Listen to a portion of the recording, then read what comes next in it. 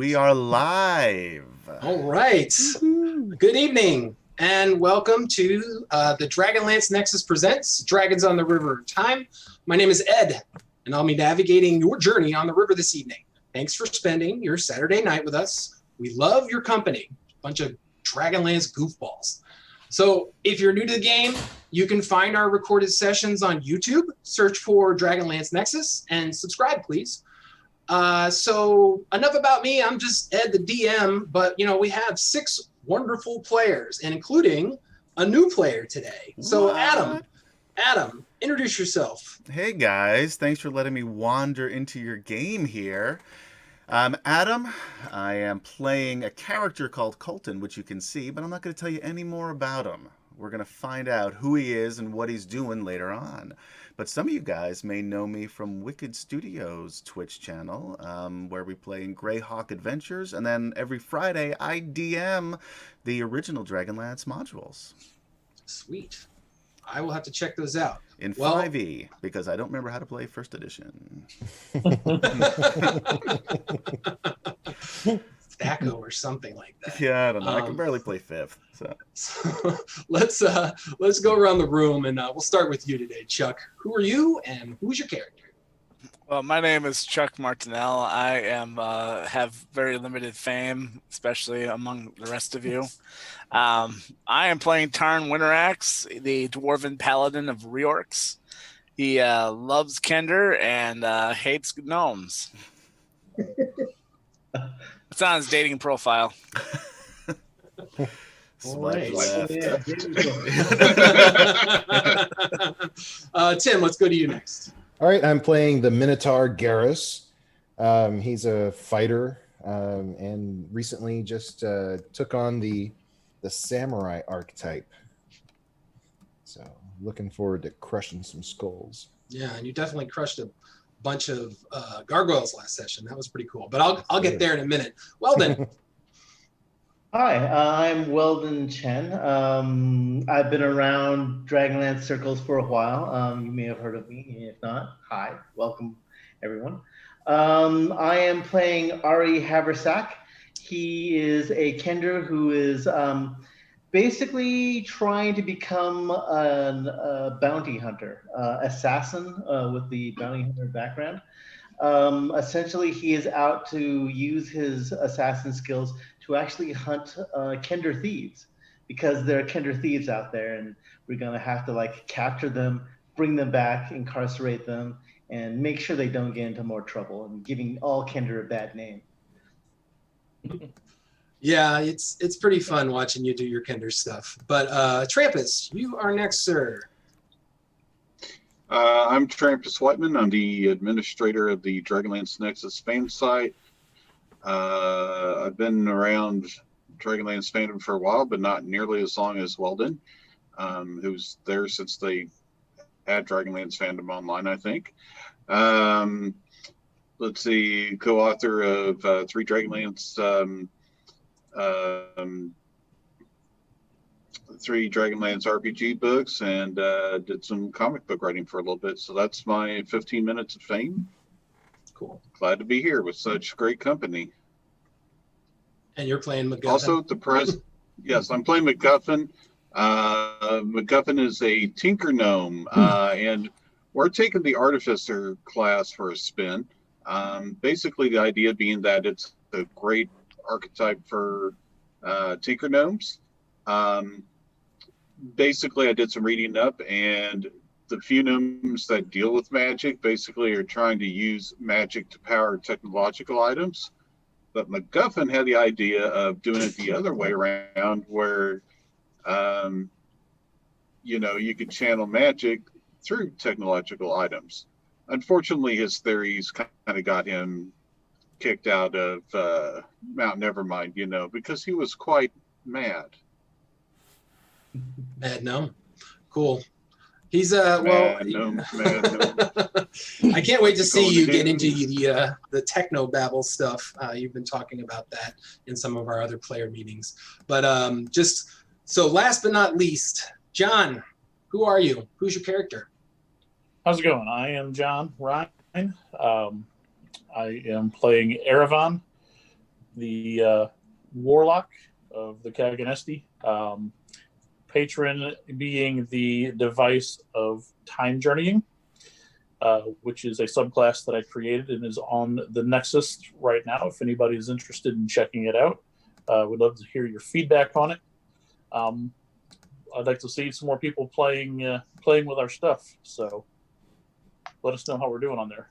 Yeah, totally. And we actually also did we redid the Kender race and a couple other things that you can check out on the 5e rules on the Nexus. But enough about rules. Let's get into the game. So as I tend to do, I like to just summarize the last session, and I'll do it very quickly. So last session was session 3.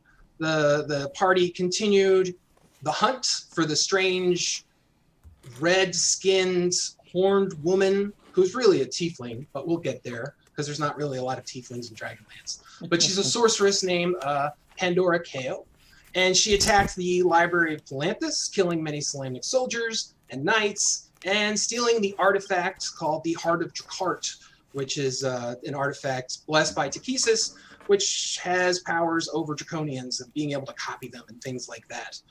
You were able to enter the Temple of Takesis, chasing her via the sewers through information provided by the Thieves Guild of Palanthas, courtesy of Guildmaster Adrian Duchesne. If you're interested in what happened in that session, you can watch session 2. You explored the temple. You pilfered a few items, which I will list later. On the altar in the center of the temple, main area was a active teleportation portal to God's Nowhere. As MacGuffin studied it, you were all attacked by the Temple Guardians, which are basically a pack of gargoyles.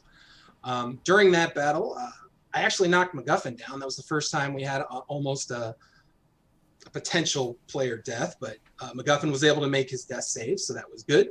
You guys handily defeated the gargoyles, especially using that fancy hammer that Garrus has.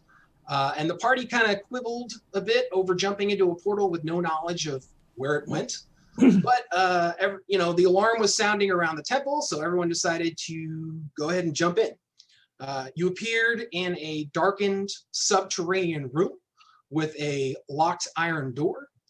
Erevan determined that the building you were in seemed to be of ancient Solamnic construction, dating back to the Age of Dreams. So we're talking thousands of years. The door was locked, so our fearless Ari sent to work, but he set off a trap, and he was affected by a Crown of Madness spell. Ari, he actually started attacking the group, but the party, you were able to knock him out, not without some injury. A few of you got sliced up, mostly Tarn, I believe. Anyway, wounded and bedraggled, you all started exploring the strange basement with ruined rooms and water-filled halls. Down the hallway, you found a human male prisoner who introduced himself as the Journeyman. He explained that you are in the City of Lost Names, in the wastes of northern Solamnia, some several hundred miles from Palanthas. And he had been kept in prison there by Pandora Kao and her thugs, her draconian thugs. You basically freed him. He took you to a storeroom down the hall. He secured the door, and you guys all settled down to speak with him and take a long rest. One other major fact that came out to the party at large was you found out that Erevan is from the future. He is from the year 422 AC. The current date in our campaign is the 15th of Hidumant, which is October for you Earthlings, in 357 AC. So you can do the math. It's a good chunk into the future. And he had mentioned that he was attending the funeral of Karaman Majir and all these other things, and you guys were like, he's alive, we had that moment. But so that was last session. And as I also like to do before we start game, my most enjoyable highlight moments of last session were Trampus, when you were acting out MacGuffin playing his spells. You sprayed the gargoyles with like your grease spell with your gobber blobber or whatever, and you were like, gesturing and showing how you would do it. It kind of cracked me up because I watch all the previous sessions before, actually right before, so I could take notes. And you reminded me of like the Ghostbusters or something. It was pretty funny. So Chuck, I would say you get the Good Sport Award for that whole session because you missed like the first 4 straight rounds of attacks. We all laughed at you. I mean, I'm sorry, we laughed with you. But no, seriously, you redeemed yourself. You actually ended up killing quite a bunch of those gargoyles, and you were chill about it. So thank you. It was fun. Weldon, you used your taunt feature for Ari like a champ, and that really was to good effect throughout that battle. And again, if you guys want to see the stats on that, go to the Dragonlance Nexus 5e area, and you can see how we are using taunt. And honestly, everyone just had a great time and cracked jokes, and I feel like we're getting comfortable and we're gaining our audience. So, give yourself all a big virtual pat on the back. And let's go ahead and get into the nitty gritty of this session. So cleanup, a couple things to keep in mind. Tarn, you still have your +2 to any roll for 24 hours from that Kalantina blessing, which you haven't used in 3 sessions. You guys have a strange multicolored scale the size of a fist. Erevan was able to figure out it has something to do with time magic, but it needs further analysis, potentially like an identify spell. Some of the things that you guys took from the Temple of Takesis was a candle that looked to be engraved with the 5-headed dragon, a scroll that looks to be like a magical spell scroll. You guys figured out what that bag of holding does, so you have a bag of holding, and you also have a strange globe of glass you retrieved as well. And then also don't forget, you did receive a few sessions ago, Tarn, that Medallion of Faith, and it looks like a special medallion because it has different coloring and things like that, so that might be something that needs to be looked at as well. So it is basically, when we go back over here, you guys are in, if you're looking in the map, you're in this room. The journeyman has closed the door, and he actually whispers a few words, and you see the door kind of like glow a moment, like a spell just occurred. And he says, "We'll be safe here." And the Draconians don't usually check on me till the morning. And right now it's about 1 p.m. So I'm guessing you guys are going to take a long rest. My question to you is, do you want to speak with the journeyman about what's next first, or take the long rest and then do the things? Because there's a lot of cleanup we have to do here. MacGuffin, he's really shook up since his near-death experience. It's fair. And it's really messed with him. And so he's just kind of gone off to a corner and bringing out all sorts of parts and rearranging them. And he's working on something, kind of rocking back and forth, But he's, you can tell he's focused and he's tuning out like everybody and everything right now. Okay. And as you're, we'll say MacGuffin, you kind of go sit over in the corner. This room that we're in is full of sundry supplies. There is a keg of ale that obviously Tarn is drinking on. There's some other barrels of wine. There is a vast collection of historical treatises that take 2 huge bookshelves over into the northern part of the room. And some of you are injured.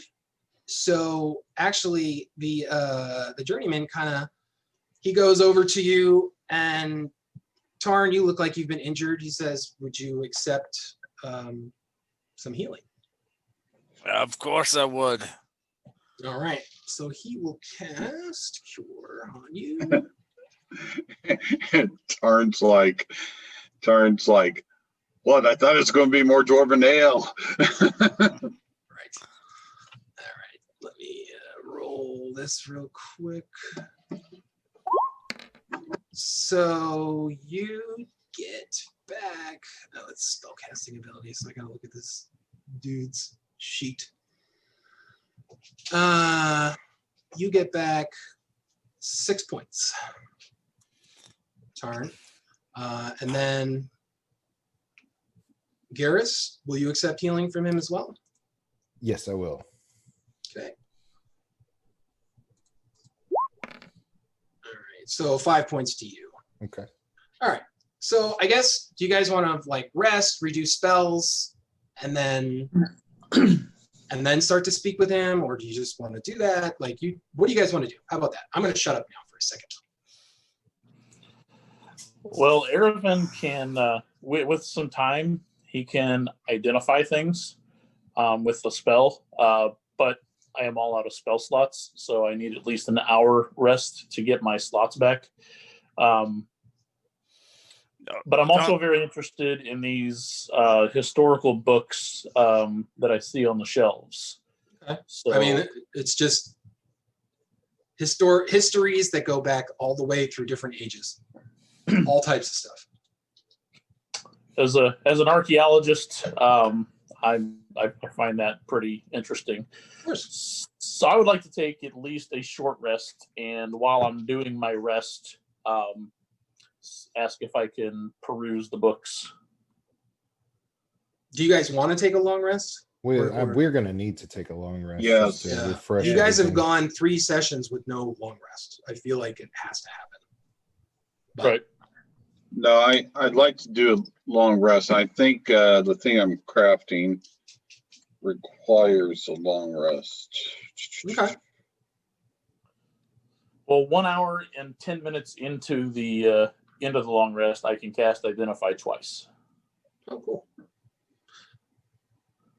Right. Well, just be aware that Ari is probably going crazy because there's a whole bunch of books. There's a whole bunch of magic items. There's a gnome with a lot of shiny parts all over the floor that just needs to be looked at. And like plenty of food and books and a bag of holding so that in theory I can grab every magic item in the bag of holding and the books in the bag of holding and just experiment and see how much I can throw into the bag of holding. Do you have the bag of holding? I thought No, I don't. Erevan did. Aravan's got it. Yeah. Yeah. So I think the first thing I'd probably ask is I would like permission because taking things is just thievery. I would like permission to take a look at the bag of holding. Can we experiment and see how much stuff is inside there? I have the candles and the scroll. I'm more than willing to put them in front of, basically in the middle of the room so that anyone can start doing Identify. I don't have the globe, but I suggest we probably do the same thing. I'll do the same thing with that Warhammer too. Yeah. Mhm. And then I know this will probably sidetrack the adventure, but books. What kind of books? All sorts of books. Anything interesting in the books? I mean, there are every country, every race, there's a book on it. I mean, it's obviously it's not going to be as vast as the library, but he had told you that he borrowed most of these books from the library, and it's like the greatest hits. It's a very great collection. So it's more like, what do you want to know, and then I can see if it's there. Oh my God, that's okay. So first things off the top of my list, and just imagine me as a kinder getting very, very excited. Going to the journeyman and asking a lot of questions like, ooh, so is there a book on the heart of Drakkar? Ooh, is there a book about the city that we're in, the lost city of names? Ooh, and is there another one where, is there a list of journeymen out there like yourself? So the journeyman's like, and then of course he's very hungry. So if you don't remember, they hadn't been feeding him very well. So he's already like opening boxes, eating food, getting dried meat out, like sharing. So it's a good decent amount of he's trying to share his meal with you. No, and that's fine. Like, so he won't have most of the books in there are going to be more on history than they are on like specific magic item type stuff. History and geography is what they're mostly based off of. Okay.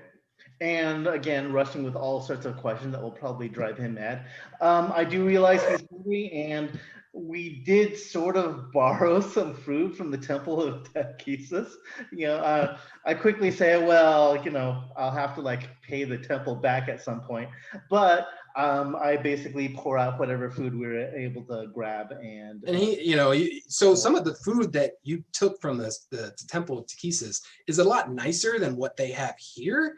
Like you're finding, better preserved foods like pickles and capers and just different things that you would normally.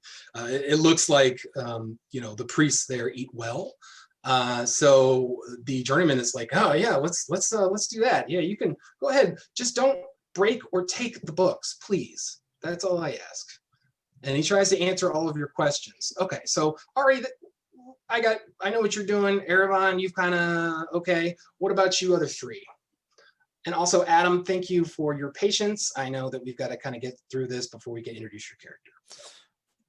Well, Tarn I'm will just take here enjoying the show, guys. So Tarn will take a moment when there's a pause to ask him if he's got any books on dwarven paladins. Religious books? Yeah. So he does have, he's got a holy book about reorcs. It's written in ancient Dwarven, so it's an older book. I would definitely be taking a look through there just to see if there's any mention of paladins of reorcs before, and trying to work on my backstory a bit here. Okay. Garrus, what are you doing? Going to sleep? Having a drink?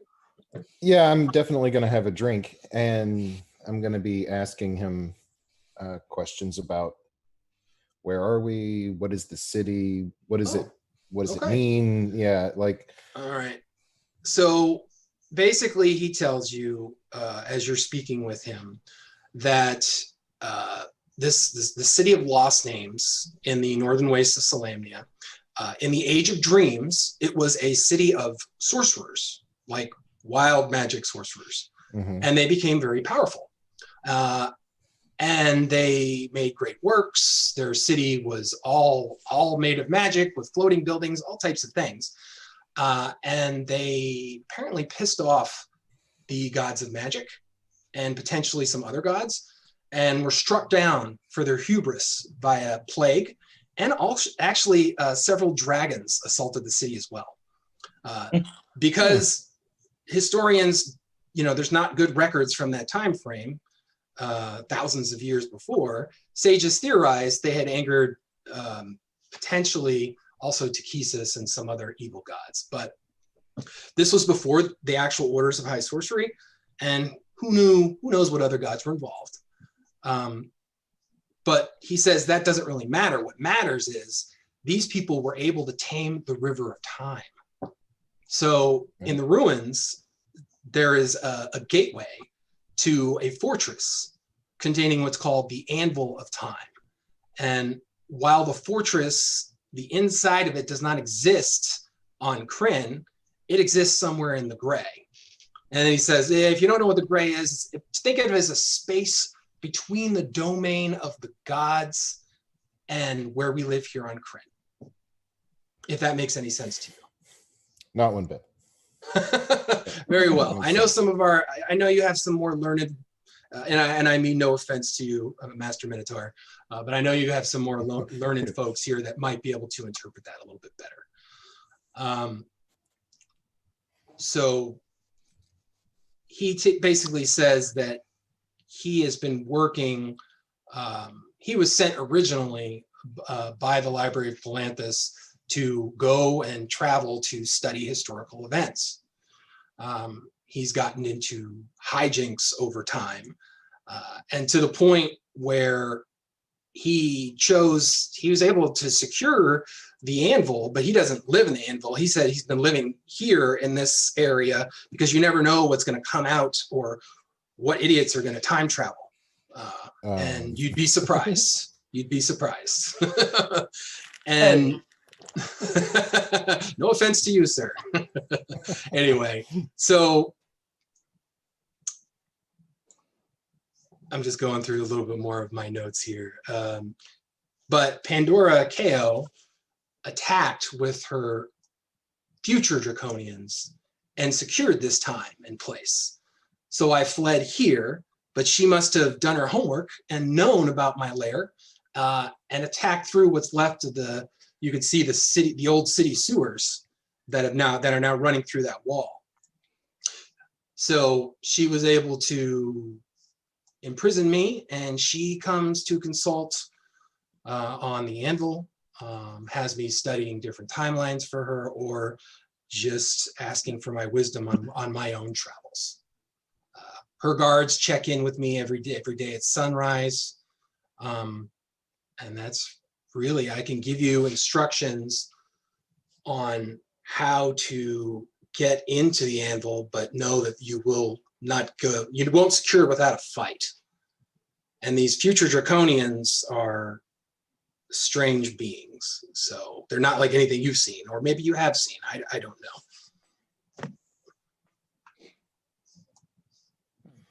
Follow-ups? Everything I know about draconians is that they they have the colorations of the good dragons. So some that we encountered had different colorations as like chromatic. A red one? There was a red one, yeah. And there were black ones. One of them escaped, magically disappeared, took my rope. I'm very offended by that, but because we tied her up, but something happened and then disappeared. So how did they escape? Were they wearing some type of strange scale around their necks? Yeah, and I think that would be the magic scale that we have over there. You have one. May I see it? As I'm reading this, the tome I found of the Kinslayer Wars, the history of that, I just kind of like nonchalantly take it off, pass it over without taking my eyes off the book. Very well. So what this does, this is a very dangerous tool. And he makes sure not to touch the scale itself. He's only touching the necklace it's on. It has in its core a piece of chaos. And what that does is so hard to explain, but some who time travel can do everything they want to try to affect or change the course of the river, but the laws of magic will not allow it. But there are those races, which we call the Grey Gem races, who can affect time. And, well, Master Kender, Master Gnome, Master Minotaur, as much as what you know about the background of your race, you can affect time. But me, a simple human, I cannot. Or Master Erevan over here cannot either. Now, this, and he holds this up, you put this on and you will be able to affect time, but it comes at a cost.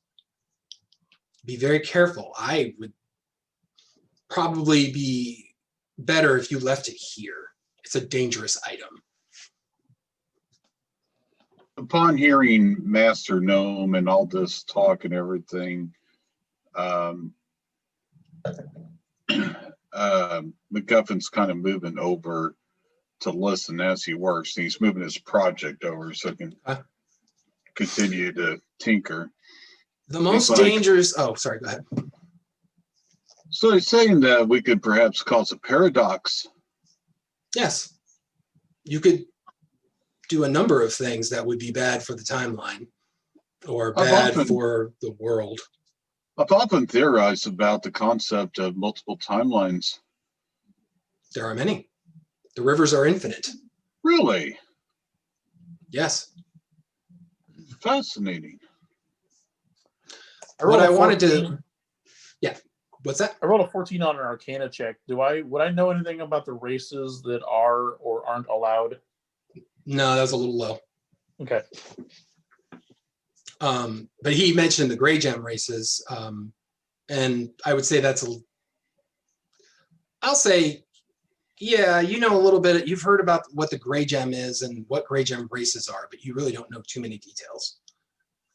But what he was trying to say about that scale is he says, if you know how to use this scale, it will, if you are injured, it will take you back to the point in which you left, back in time. But the issue is if you've changed time, then it will take you to oblivion. Does that understand? If like cause and he tries to go in and like explain cause and effect. Like if you somehow change time in the past or something like that, if you have no past to go back to, anyway, your eyes just kind of all as he's trying to like explain the river of time and quantum. So At MacGuffin this like point, brings Garrus out just falls asleep. MacGuffin brings out some paper and a quill and is trying to sketch it all out. And he turns around and is like, oh, something like this then. What did you draw? Basically everything he's saying, and it's just kind of a river showing all these forks and, with notes and everything. Okay. He's like, yeah, let me see this. And he starts marking on it and trying to improve it. Tarn pulls up a piece of string and connects it together like this. Sure. I'm calling it string theory. Oh, jeez.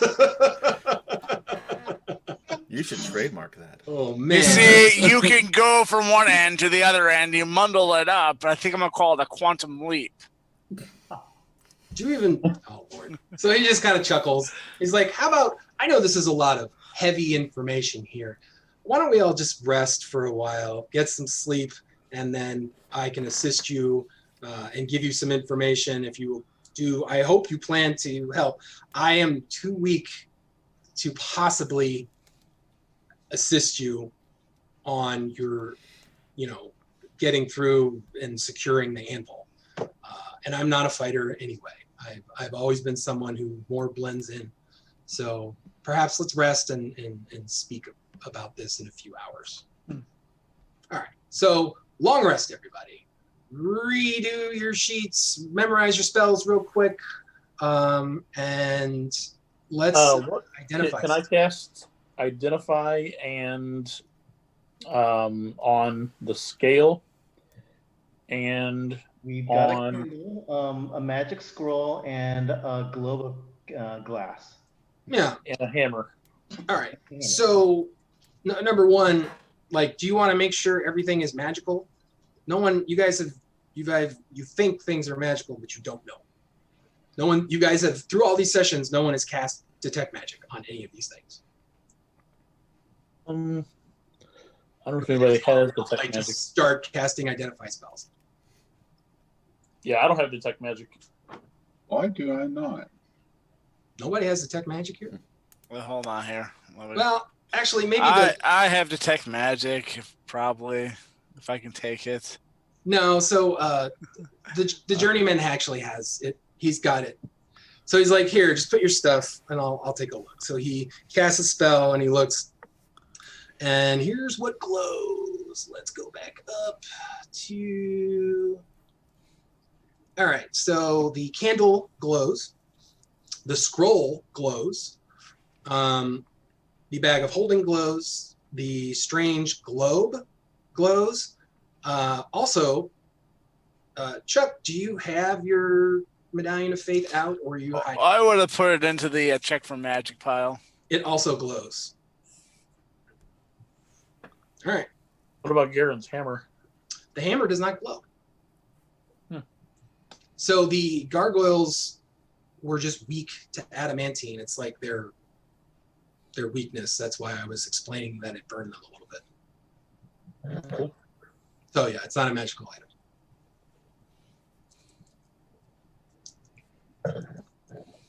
All right. Well, give me two of these. What two things do we want identified? I can do those right now. And he kind of raises his hand. He's like, hang on. So he goes over to the bookshelf, digs around, and he actually pulls out a scroll. And he says, this will help. And he has an identify scroll that he will lend you or to use. Okay. So do you have the material components for said identifies? You got some pearls, buddy? Let me see. I don't. Uh-oh. Or is that not for? Do you not have to have the material component for your class? No, I suppose I do, because I don't have anything that requires me to not have. So, me being new to this magic thing, I didn't realize there was a pearl that was needed. That's okay. He's like, okay. So he goes and digs, and he finds 4 pearls. Okay, I'm just it only nice takes one. It today, doesn't- gentlemen. So choose which items. So how many identifies are getting cast? You've got 1 scroll and then 2 casts on it. So you Yeah, have 3 things. I can cast 2 spells. I've got 2 spell slots. So, yeah. All right. So, what do we want to do, fellas? This will take some time, but in my pouch, in my Kinder pouch, I actually have 2 pearls. Oh, cool. A pearl crafted from the lens of a foreman's eye, crafted from the lens of a devil's eye. It has to be worth 100 GP, well, steel pieces. The one from a devil's eye, I imagine, is probably pretty expensive. Okay. I'll let you have one. That's fine. All right. Anyway, you guys got three items that you want to get identified. Which ones are you getting identified? And you'll have he will just give you the extra pearl to keep. Well, the pearls aren't consumed. Oh, they're not? Nope, not in this Oh. edition. God, that's just my old school brain. So it's just a focus. Me too. I did it. All for a right, so while. never mind. You just need the 1 pearl, so it's fine then.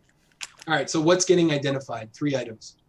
So you have a candle, a scroll. Well, the scroll, I don't think you need to identify a scroll. That's an Arcana check. Right. So you have the candle. You know what the bag does. The glass globe, and that medallion. So And really, the multicolored. oh, well, he told you. Oh, so you want to know like the command words for what that scale does or something? Yeah, for sure. Okay.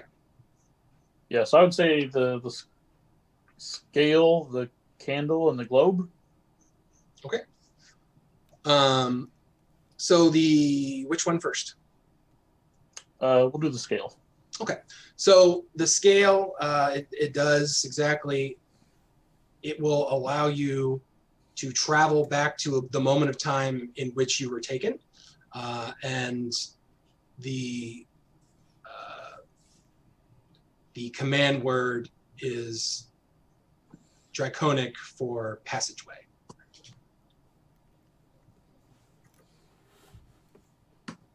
But you don't know where that is, or even if that time exists. No idea. But it would serve because when you had knocked down those draconians, he disappeared. All right. And how far back does that take you, or does it? Don't Is know. it I mean, Wherever it'll they- go back to exactly where you were. It could be back thousands of years. There's no limit to it. But you know that you can attune it now. You know how to attune it. Okay. You will have to attune yourself to it. Okay.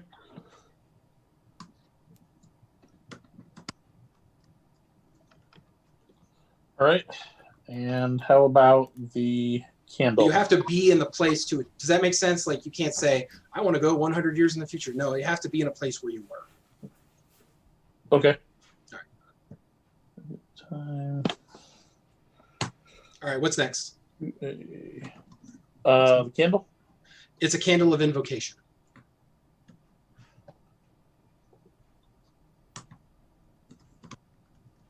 But as you can see, it's potentially an evil candle.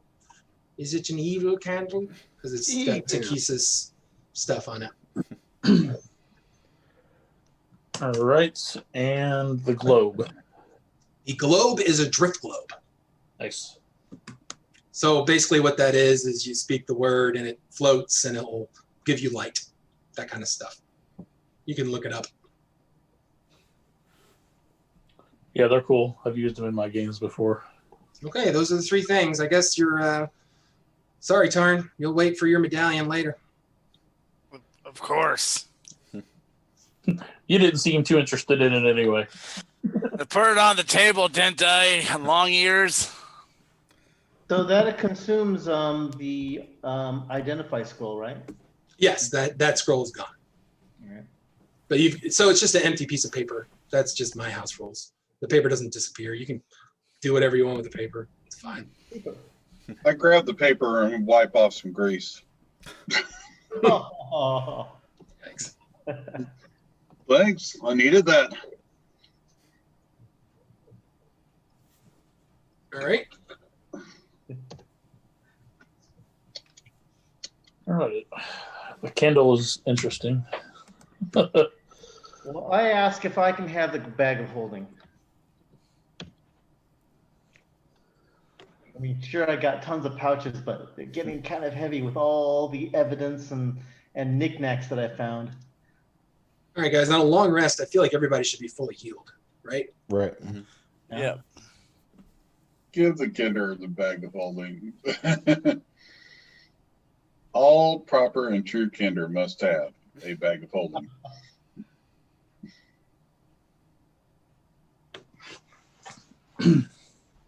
So that's one vote for Ari getting the bag of holding. Anybody else? Sure. I don't care. Go I'm for it. fine with Please, that. Yeah. please, thank you, please. Go to everyone. Like, please, please, please. Yes, now hand me the Hydra spinner. Not that, that. Not that, that. All right. I don't even know what a Hydra spinner is. All right. Was there anything else that you guys wanted to do before? So right now, we'll say a long rest is 8 hours, but you only have to sleep for 6 of it. So I guess we'll just do the whole 8, and it's about 9 p.m. It's dark. All right. Well, since I'm an elf and I only have to do 4 hours of rest, I will spend the rest of the time reading up on this book I found. Okay. Which book was that again? About the Kinslayer Wars. Oh yeah. That would definitely be a book. And he sees you reading it, and he's like, at some other point in time, I should tell you about how I may have met some of those higher up elves. I turned to him, and he appears to just be a human, right? Yeah, he's just a Okay. human. And you really can't tell how old he is. He could be anywhere between 30 and 50. Like, he's just very nondescript. He's got some gray in his hair. Not very, so other than the fact that he just looks a little bit emaciated because he hasn't been eating. And he probably he's got some con damage for being starved. Right. He looks like Ed. I mean, I'll take it. I think I'm fatter than he is, but that's okay. A little. I'm being kind. Wow, that turned from nice to ugly real Really- fast. really- This is how we roll. A roller sir. coaster It is. of emotions. Guys got real feisty last session too, and I know it's only going to get worse from here because we're almost. I'm trying to say that our esteemed DM is timeless. Oh, well, you're Well, so that sweet. was sweet. That was a sweet. Yeah, that's nice. I got plenty of grace, dude. But anywho, let's keep it focused. All right, so you have the Kinslayer Wars, and he says, you know what? You can hold on to that book. Bow my head to him. Thank you, Master. Appreciate it. I'm no one's master, but you're welcome. And he actually says you're welcome in Elvish. I look Hey. around and say, "Well, you're at least the master of these books, and I value them." So, Well, they're on loan from the library, so I guess think Master Bertram. Whoop, I mean, not Bertram. Excuse me. Well, he Right. just kind of fumbles off.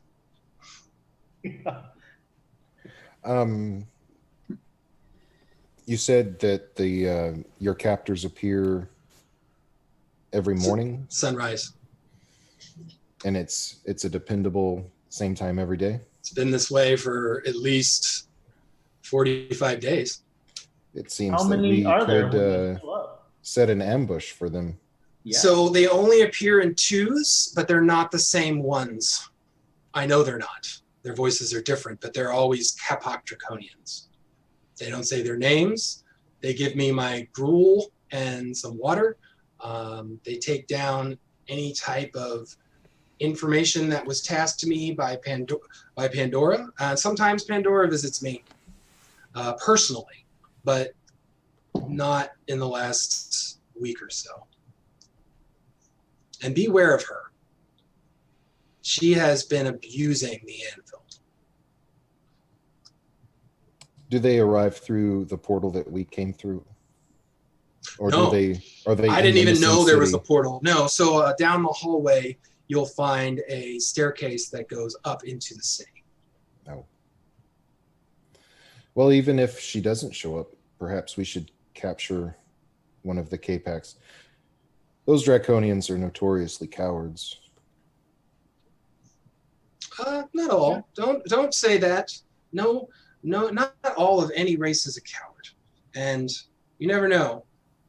When we say Draconians from the future, perhaps they might be more assertive, and they might be have their own civilization that you could not even have an idea of.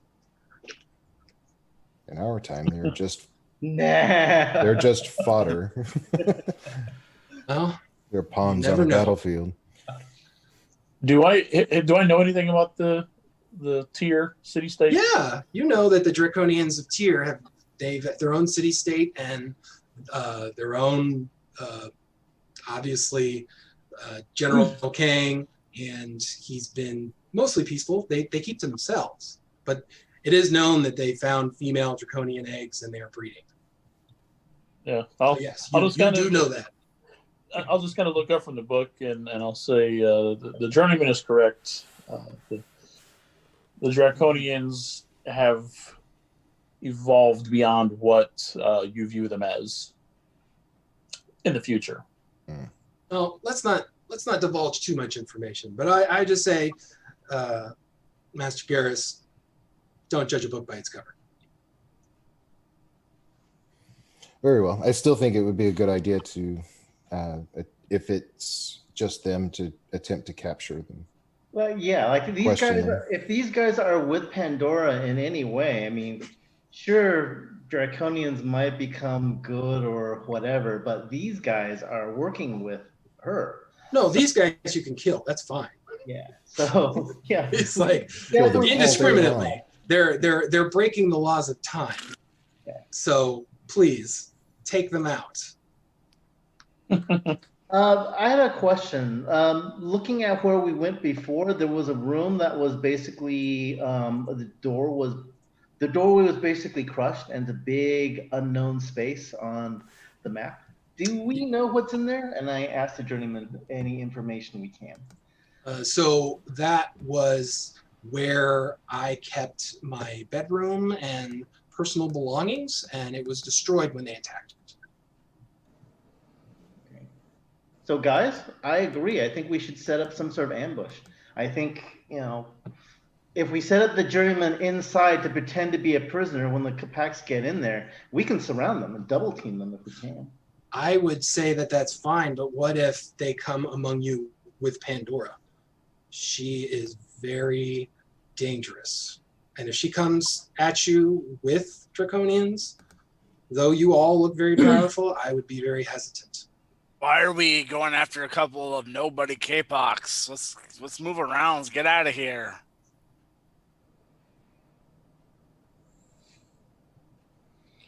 All right. So is that an agreement? Are you guys wanting to stay, or what's the deal? I'd rather avoid a fight if we can. After our last encounter, I'm not too keen on getting in any fight soon. That's why I'm building this. So yeah, what have you been tinkering on there, Trampus?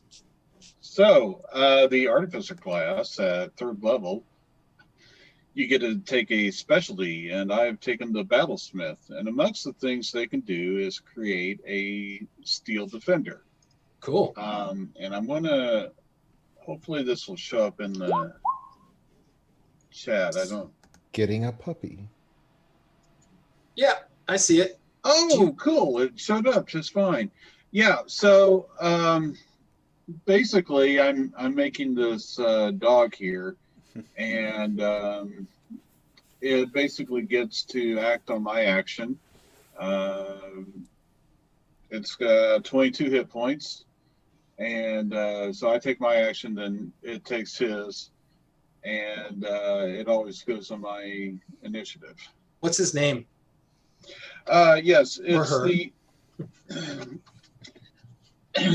So the long name starts out as Steel Automaton K9 Defender, and then goes on blah blah blah blah blah, and then I'll say, fine, you can call him K9.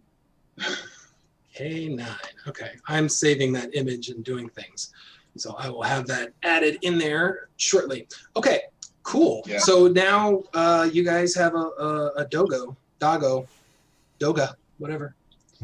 And my hope is that I might be able to ride him. Is he big enough to ride? Largely. It's a Mastiff. He's a medium, Mastiff, and I'm a gnome. Yeah. Do you It's- have a saddle that you have to make a saddle if you want to do that? I'm okay with it. You just need to have some. Well, I don't think that happened. I'm working on it. You can tell, even though MacGuffin has been working this whole time, that it's been rather cathartic for him, and he's kind of stopped his rocking and gotten back to his senses, and this was actually rather relaxing for him. Oh, there he is on the map now. He's medium, yeah. Mhm. Yeah, cool. And his name is K9. And Yeah, K-9. what is his hit points? Just so I have it. 22. Okay, AC, real quick. 15. Okay, cool. So it's a one-man dog? Can I play the dog? Oh man, we're getting to you. I promise. It's only a couple. the dog more is minutes. tougher than I am. That's the only Oh, reason. Well, I was trying to figure out which subclass to take. I was kind of leaning towards artillerist. I'm like, well, I don't really see my guy as I'm carrying around a big gun guy. And then after the last battle, it nearly took MacGuffin out. And so I'm like, okay, if I'm this gnome, I'm going to be real scared about getting in scraps. And he's going to say never again. And so he's going to put his mind to work and build something.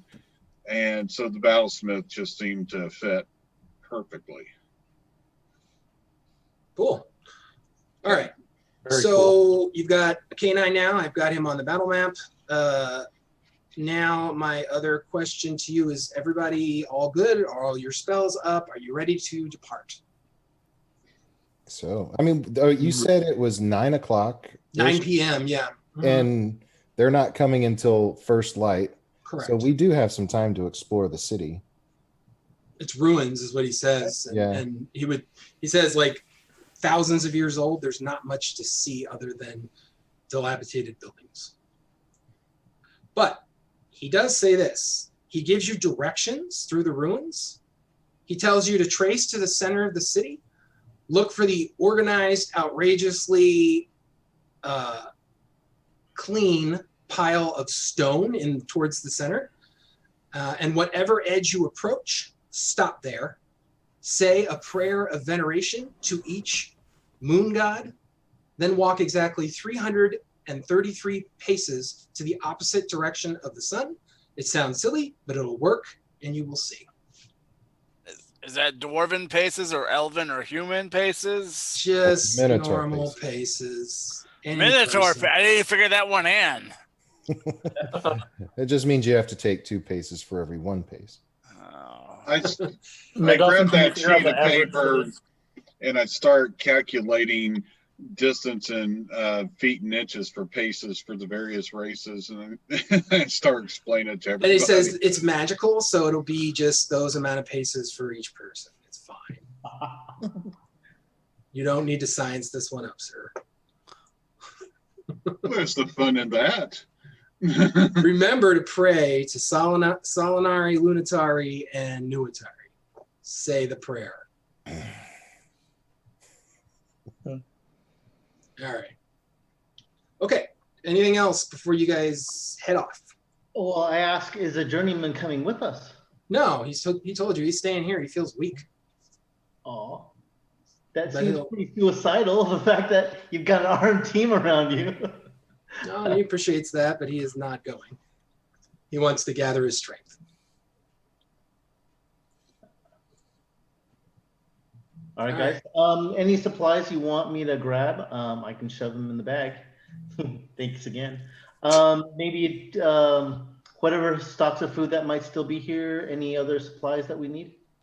Any other supplies the journeyman will willingly let us have? Yeah, I mean, he'll give you some water, which is in the large barrel, or you can have some food. But he asks you to take no more than you really need. And when I mean need, it's no more than maybe 2 days food. Being you've got a bottomless bag over there. Done. How many kegs of beer did we have and how many can we consume? I'm sure Tarn would like us to have some beer. I'm good. Let's get out of this door. It's crowded in here. Yes, All this dwarf really hates being underground. It's not the underground. It's the stink of the Minotaur hooves. Oh, All right. But I see you have feet, so we're good. Yeah. All right. So over here, he whispers a password into the door. You see the glow stops. You unlock it, and you go through over this way to what looks to be a twisting, turning stairwell up. Okay. When you get up to the top, you know that there is, it looks to be just solid ceiling, and there is an egress lever.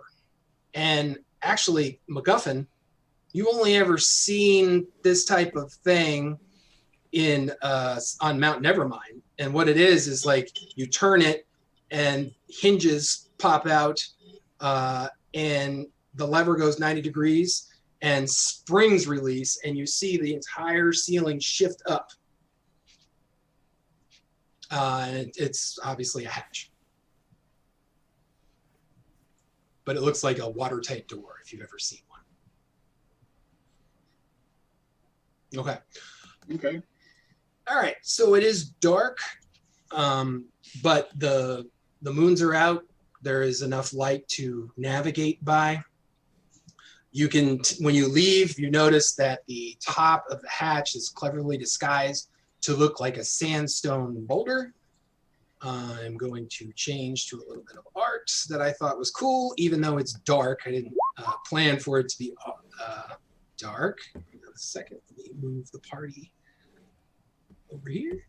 all right, guys, if you don't mind, I'm gonna stealth it up and I'm gonna head out first. He's so stealthy, I don't even see him leave. All right. Oh, that's So, cool. closing the hatch behind you, you see as you walk through the ruins of the city that the desert is trying its damnedest to reclaim. Most of the buildings are sandblasted and sun-bleached, eroded through obvious centuries of oblivion. Despite their ruin, graceful arches and cunningly designed structures attract your eyes as you pass them, evoking a sense of loss in such wasted architecture. Whoever the magical builders of this city were, they definitely had a sense of aesthetic, and it was chief among their shared building plan. So outside, it's actually kind of cold. It's about 48 degrees because it's the desert. So following his directions, so are you just going to go by the moonlight? Yeah, I am. Okay, Yeah, so you're just going to go. I've got dark vision, so Okay, I know. I don't know who else. Who doesn't see well in the dark? I believe me. I'm pretty sure. I don't have dark vision. Okay. I just have to double check. Let's see. I do have dark vision. Nope, I do not. Okay. So we'll just say, Ari, you're going to move on ahead and stealth. Yeah. All right. You can just, did you roll a stealth check already? Did I miss it? Yeah, 29. Oh yeah, you are ghosting through, and you're noticing that through these ruins, it's very quiet. And it's really devoid of any type of life. You're not seeing any what you would think would be like desert animals that are usually nocturnal. Nothing is here. And even you're moving as silent as a Kender can be, you feel like it's loud. It's so silent here. And definitely behind you, you're hearing your friends following along. Okay? Okay. I basically try to stay maybe, I want to say 60 feet ahead of the group, basically scouting. If there's anything interesting that I see, let me know and I'll report back to the party what I'm finding. But since there's nothing here, I'll just keep going ahead. This place just feels really eerie, like cursed. So you guys thread in and out of ruined and desiccated streets and promenades, slowly tracking towards the center. After about a half an hour, you approach what seems to be a concentrated stone waste pile. As you stare, the pieces seem to be perfectly organized by size, from large in the middle to small at the exterior. Like it's the most organized pile of ruined rocks you've ever seen in your life. That must be the place. So I guess this is where we start our 333-foot step away. Yep. Away from the sun, so towards the moons. And of course, there was another part of that. We're supposed to turn in a circle and shout out to the gods of magic. You're just supposed to. We're supposed to pace around. I thought we were supposed to prance. Only Everybody hold dwarves. hands. That's- I was pretty sure Just he the said dwarves the reaction. Minotaur leads the prancing. As we know, Riorc says the greatest gift of all is a Minotaur prancing. Yikes. It's in the sacred text. You can't read it. Said the dwarf had to do a truffle shuffle. No, it's not in the text. It's right after the passage. It says, "Suffering follows an evil thought as the wheels of a cart follow the oxen that draws it, or an iron defender." Good Lord, that's hilarious. All right. Hill defender. I'll start the leading this prance as it is. I'm curious to see what's in this pile of stone. So Okay, whatever you do, do not prancercise, please. All right. So everybody takes their 333 steps after venerating the three gods of magic. All of a sudden, a magnificent, shimmering portal that looks to be glowing white appears when everyone takes their last step. ooh. Fascinating. This is when we prance on through it. Yeah. Another I'll head Anything in on the other side? What's that? Can we see anything on the other side? Nope. Can't see anything. It's just So we want to prance on through to the other side. Got it. I expected the Kender to be through already. Yep. right, Heading so- on in. all right. Give me a second. I'm going to put you guys on the right map.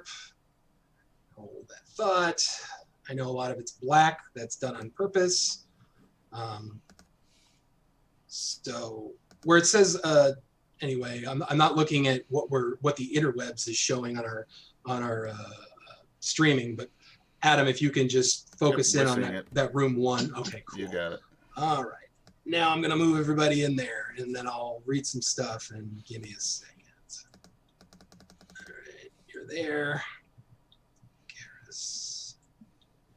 Good Lord, why is your it always is so huge? I mean, he is a Minotaur. You get that a lot. I mean, You're not the first guy. wait a minute. You do have hooves.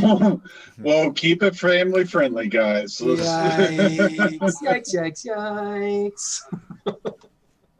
Well, that's how he got the kids. Oh, 4, He was family friendly there. right? Oh my God! All right. Okay. So I'm going to in a little bit. All right. All right, Now- is it somebody? I need you Give to me- assign my Minotaur to me. Again? Yep. Is it MacGuffin? Are you out there? Don't see me nor my dog. Oh, hang on. I'll get there. Let's Hang just on. add- I'll do some things here. Just give me a second. I got it. I'm working on it. I'm Alright. working on it. He's already out there. MacGuffin is? I just put him on.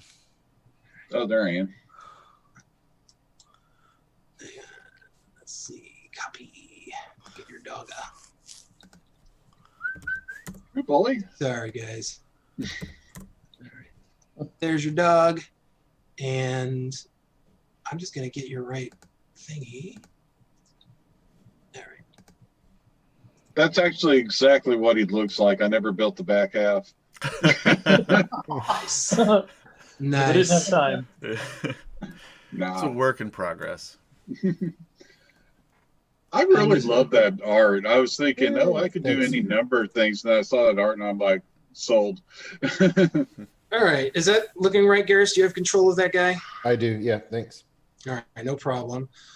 Okie dokie. Now we're caught up. All right, now you guys step through. Give me a second. So you stand in a magnificent circular room. The dome ceiling overhead is covered in faded murals. A 15-foot diameter fountain filled with clean water dominates the center. The glowing portal that brought you here now stands behind you. A tarnished brass oval ring 15 feet tall and 10 feet wide, mounted into a low pedestal of stone. Through the oval ring, you can see the wasted ruins of the City of Lost Names. On the opposite side of the room stands a second brass oval, its portal dark and closed. A flight of stairs leads up to a nondescript metal door. The staircase itself looks to be somewhat cracked and damaged. The arch made from the bones of a dragon spans the foot of the stairs. The dragon's skull, mounted at the archway's highest point, looks down at you from dead black sockets. In front of that door and archway is a human man. Adam, why don't you tell us what you look like? Sure. So you see a guy, sort of medium length, brown hair, brown eyes, a little bit of a scruffy beard. Looks like he just usually may shave, but hasn't in a while. Dressed nicely, leather armor. You could see that it was probably one time good quality, but it's a little worse for wear. Has a rapier and a dagger at his side, and a small pack, and that's about it. So, Adam, when these guys came through that portal, you were looking up at the western wall where you had, because you had found that there were some arrow slits, and you were hearing through those arrow slits snoring. I'm just giving you that information. And I assume I hear these guys come in. Yeah, these guys rattle in out of that portal, and you guys see each other, and you notice the human. You guys can follow his eyes and are looking up to kind of cleverly, almost hidden arrow slits. As you guys walk in, everybody other than Colton, give me a perception.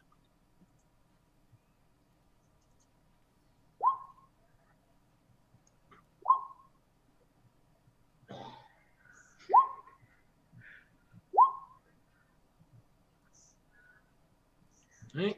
I've really made a nice looking dog. Garrus and Erevan, you guys hear the snoring up through those arrow slits, and now you've seen this armored, dressed human. Anyway, How high up are the arrow slits? probably a good 25 to 30 feet. Oh wow, loud snores. All right. It's like me. I mean, it's a domed room though, so it's got good sound acoustics. I do kind of like gesture for everyone to be quiet. I draw my axe. I draw my sword. So yeah, you see Yeah. you see a very large minotaur draw a very large axe. Yeah, so I have my sword in my right hand. I just have my left hand out. Oh. So, Colton, this is the most motley group. Yeah, of, this is a strange you've ever seen. grouping. Yeah, an elf, a gnome, a kender, and a minotaur, and a dwarf. And half a metal dog. That too is one. At least don't know it's what the the hell front that is. half, yeah. But it's you're well enough being. I'm not going to give out your experiences, but you know about gnomes, and that kind of tracks because you see a gnome and that dog might look gnomish in creation. Just to be avoided. Who are you? I am MacGuffin. I start talking and like there's a gnome starts talking. I'm MacGuffin. Yeah, I go on for like a full minute on my name. Yeah. All right. I'm gonna call you Mac. No, call me MacGuffin. Fine. What are you doing here? Who are you? Not your name. I know your name. Your name's MacGuffin. I got that part.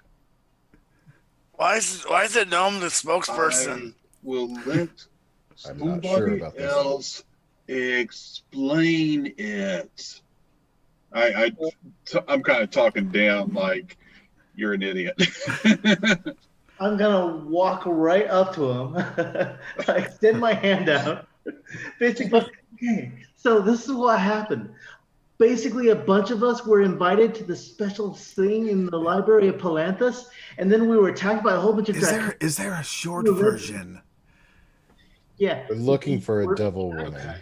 So find a whole bunch of like bad guys, draconians. Ari, how loud are you speaking? Yeah. Is my question.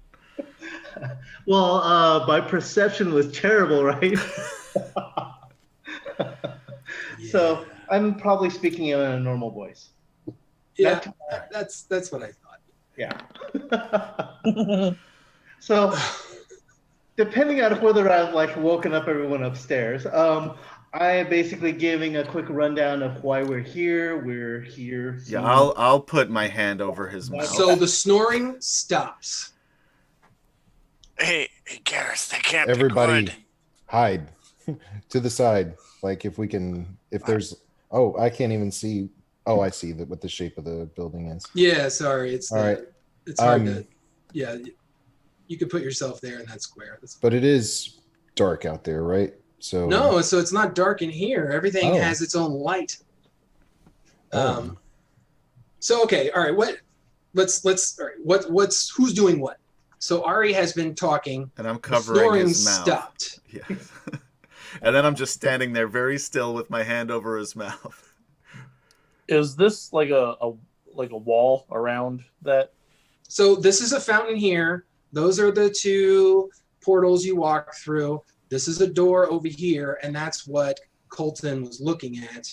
This is just a fountain of clean water. Now, what you want to, I'm going to draw a shape where those two things would be objects and tokens.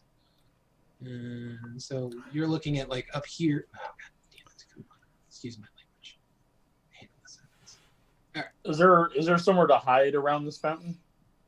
Like, can I duck down low and like, is there like a wall around it, or is it dug into the ground? So basically, what Garrus was saying would be good. Like, you can kind of get under them, potentially.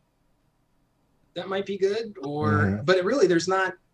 You could try hiding behind the portal, maybe, or on the other side of this portal. But really, there's not a lot of places to hide. So, Ed, I think the question was kind of being asked. This fountain here, So, am I right that it's there's like a little wall for it built up, like Yeah, like maybe 2 or 3 feet. Yeah, so of someone course. could sit on it? Yes. All right. So you could probably, if you're small enough, you could hide behind the fountain a little bit, maybe. Yeah, I'm going to move over here, and I'm assuming my dog's hidden enough. And then I guess we got to do a hide, don't we? Yeah. Does the Also, dog get a bonus because it's only half of a dog? That was meant to be a joke, but we're going to go with it for this adventure. Next adventure, dog's finish. Let's see here. Is there a handle on this door? There is, yes. So here, I will get there.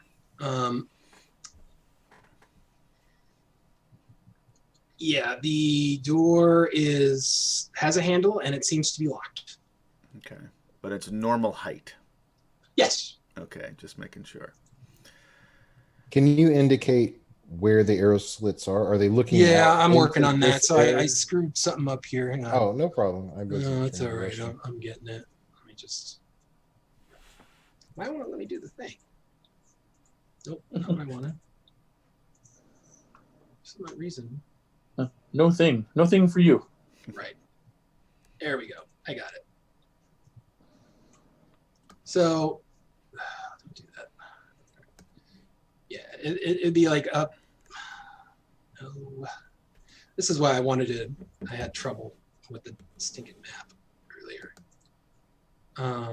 Okay. So yeah, you see where that is over here? Yeah, that's definitely up there is where it is. They're looking out. Don't mind that smaller.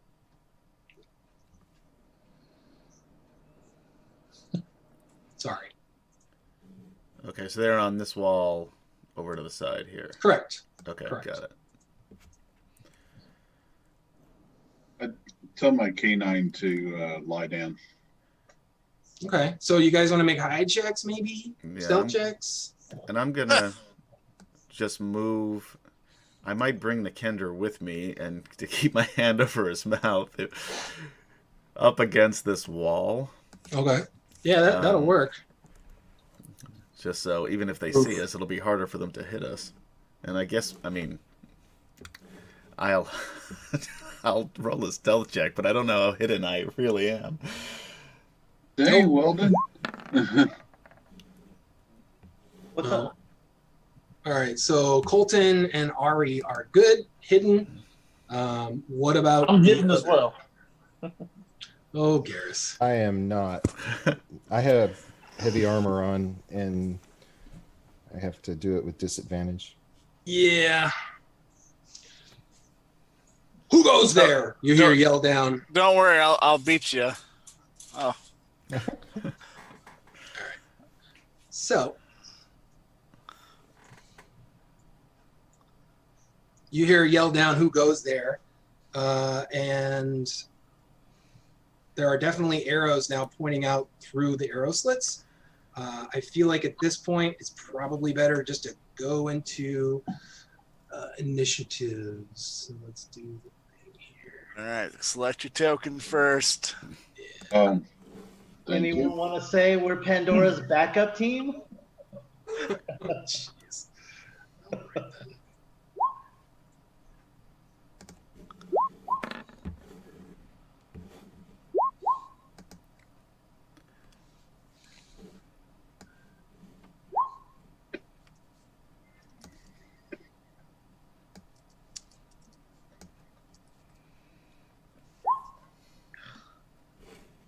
Man, I love Beyond 20. Roll 20? Do you mean? No, the Beyond 20 Oh, yeah. browser add-on Gotcha. makes Gotcha. it so much easier. D&D Beyond, if you'd like to be a sponsor, we'd love to have you. That's fair. Yeah, we would like that actually. Todd Kenrick. Anybody watching, if you'd Buddy. like to be a sponsor, we'll take your money too. We'll take it. Yeah. We'll totally take it. I'll take any of it. You know, if you want to buy us a cup of coffee. I mean, I don't drink coffee personally, but It would still be a nice gesture, is what he's saying. right, yeah, it's all good. These guys are going on to 16. Easy. All right. As fast as. Let's do the thing here. Just sending. All right, Tarn, you get to go first. So did I see these K-Pox? You do, yeah, and you see like arrows are pointing outward of the, through the arrow slits. So there's just arrow slits I can see? Yeah, 2 arrow slits. I'm just going to slide And you can see like under the ledge. you could actually see, go ahead and roll perception if you're looking. Okay.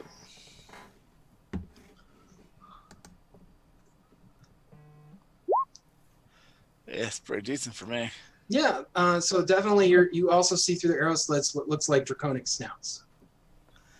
Okay, I will whisper to Garrus before I move, and to whoever our new friend is, K-Pox, or Draconians with bows above us. And then I'm going to hold an action. If I can see if one comes out, I'll attack. Okay, you hold. Yeah, I'm pretty sure a disadvantage arrow shot's not going to work. No, you are right. All right, 1 second. Dice roller, 20. So these guys are going to attempt to shoot. So what they can see, they see Garrus.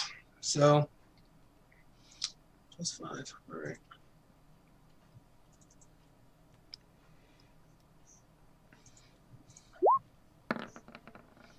That'll hit you. Definitely.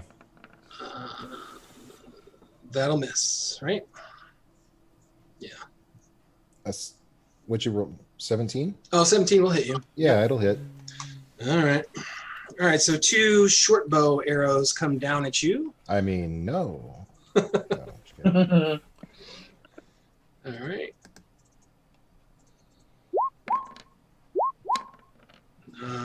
For a yikes, total of 13 damage.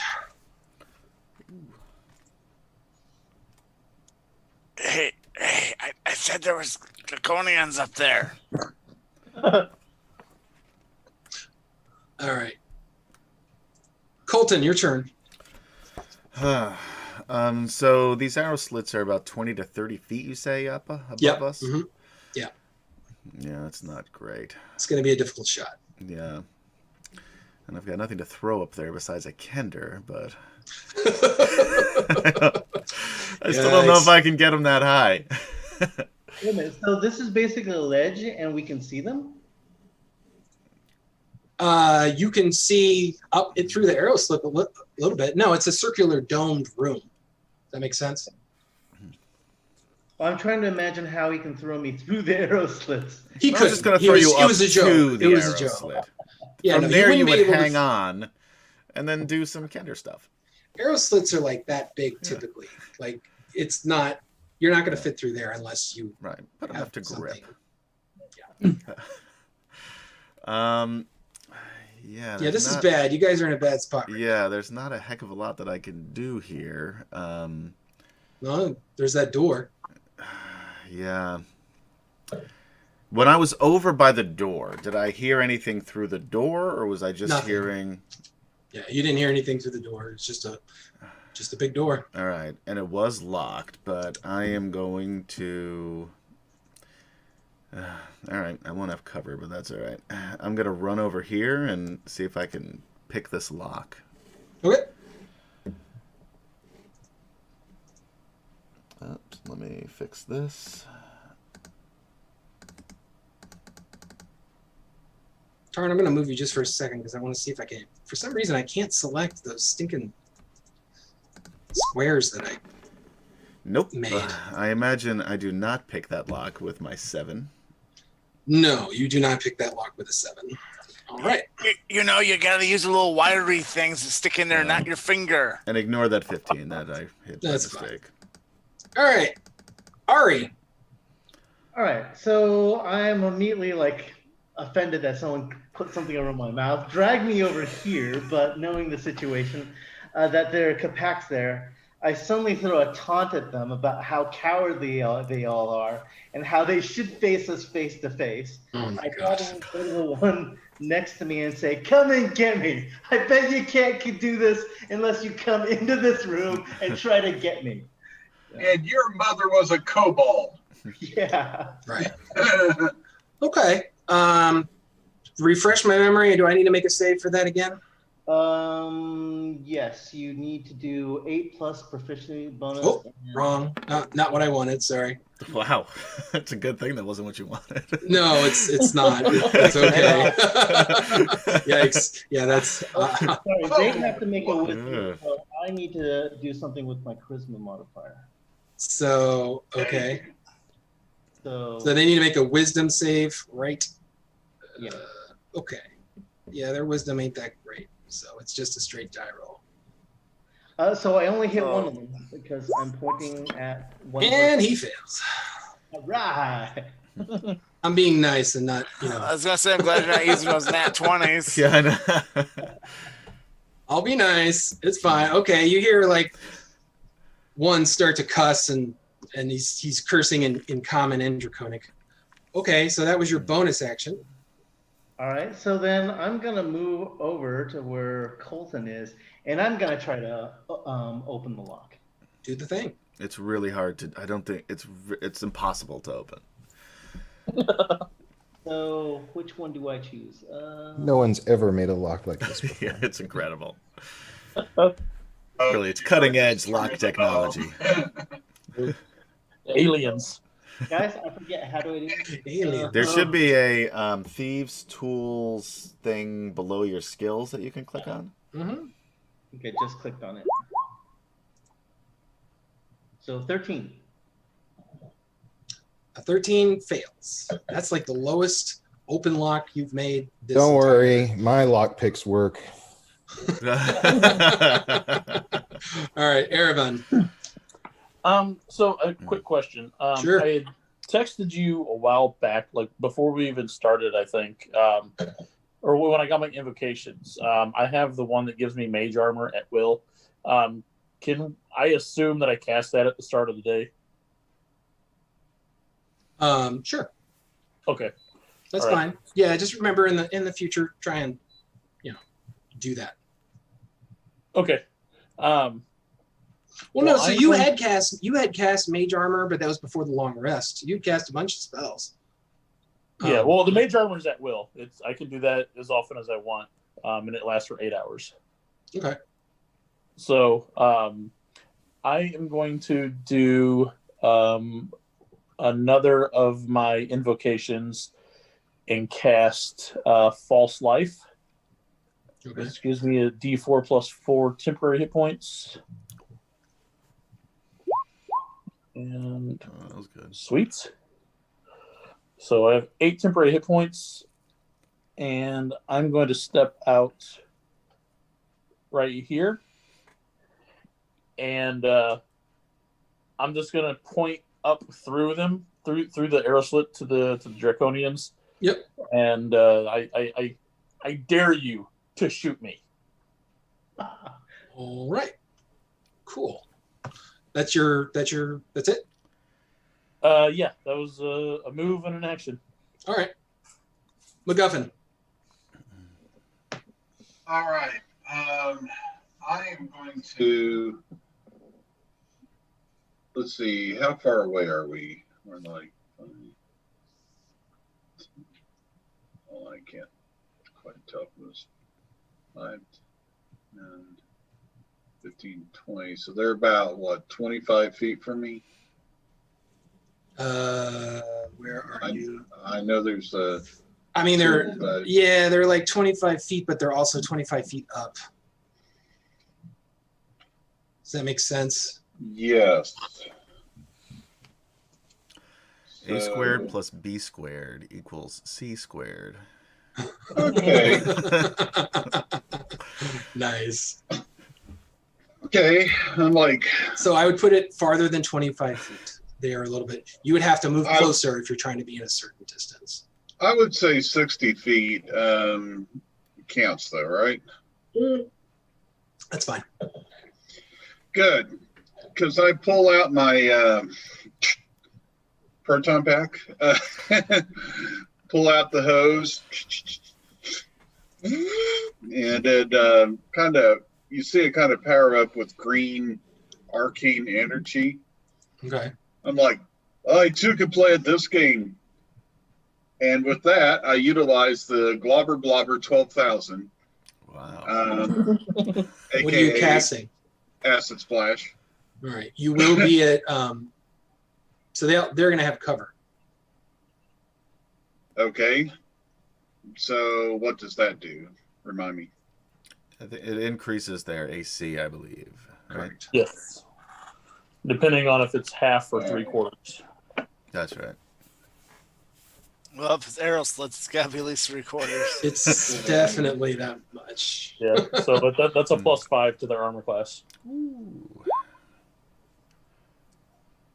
All right. So I'm shooting forth like a glob of green acid. Yeah, that's not an attack roll. They just have. Oh, to that's just dex a save. got it. It's just a dex save. Yeah. It's So is it going to Uh, affect one or two? I'm sorry. But they get a +5 to dex saving throws also. This is Oh, true. They okay. do. All right. Well, that sucks. So they, so I'm assuming they're within 5 feet of each other. So Yes, they are. okay, in that case, then I'm able to attack both of them, Okie dokie. and they got to make a dex save. That's fine. They have a hella high dex save because of everything. So let's do the thing. I'm just going to roll one save for both. And do that. 13, actually. They freaking Wow. failed. Jeez. All right. Nice. Let's see, what, How much damage? 6? 6. 6 points of damage. Got it. All right. Very nice. That is very nice. Good job on that one. Yeah, and I don't know that my dog can actually do anything against them, so. They're Capex though. Interesting. Yeah. I mean, they're not immune to acid. They just have acid for blood. Oh, I figured they might have like resistance to it or something. I don't even know. Only I mean vulnerability. That's what I meant to say. Vulnerability. Right. I'm pretty sure they do. Oh, crap. Come So on. I did forget something. They have advantage on saving throws to magic for that kind of stuff. In our write-up, which at least 3 in here worked on, I think. So I'm going to roll another saving throw to see if they make it or not. No take back. And they didn't. Good Lord. Wow. Ugh. All right. So They even got more flat-footed. Yeah, oh my God. as they try to get away from it, they just turn and smash into each I other face know. first. What is Yeah. going on with the rolls today? All right. The Give snobber me a globber flat must have a foot. scope. Yeah. Oh, All right. scope, that's brilliant. All right, MacGuffin, that was your spell. What else? Anything else? That's it, and my dog can't really do anything, so he's just going to bark really loud. Okay. Just- How does a robot dog bark? That's my question. It's very. Oh, timid. I put a vocalizer in it. I mean, you're dealing mostly. Well, okay. All right. Okay. Think let's- about it. Think about it. On a car, you have a horn, right? Mm-hmm. Every time the dog opens his mouth,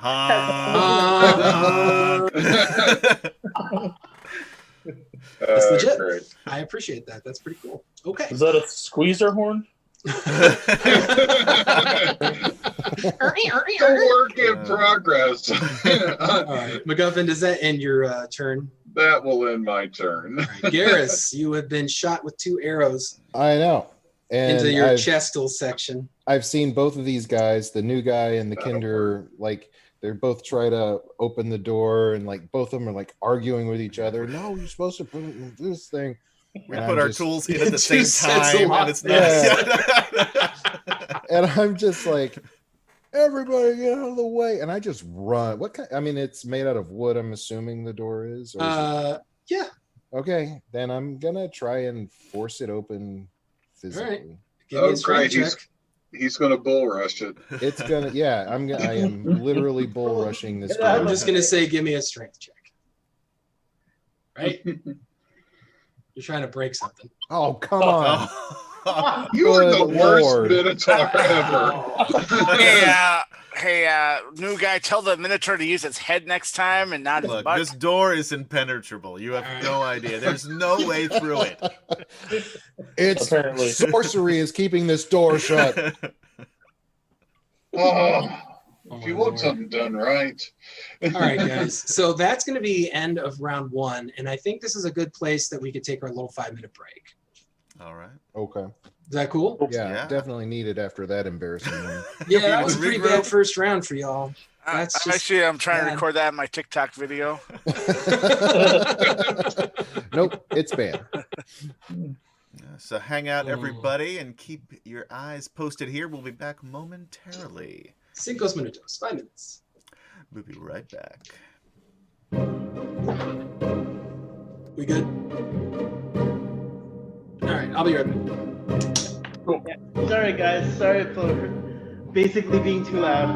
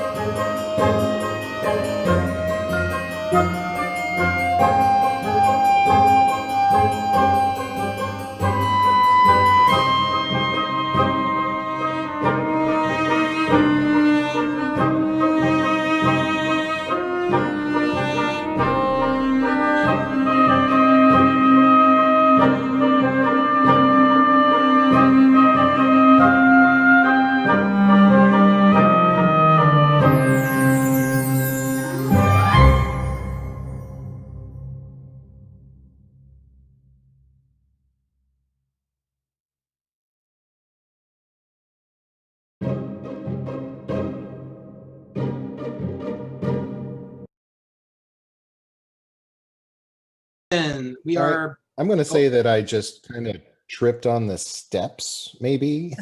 Oh no. And like, No, you just rolled poorly and Kiri Gillette was not with you this day, sir. no sense. all right then. So that was You're right. that was the end of round one. Thanks for coming back with us. We're just took a little break. Hope you did too. Got something to drink, whatever. Got some snacks. Now we're going to go to round two, and opening the round is Tarn. What are you doing? I am going to run and try to smash the door open.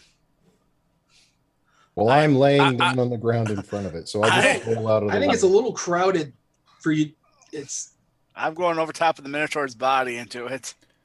Okay.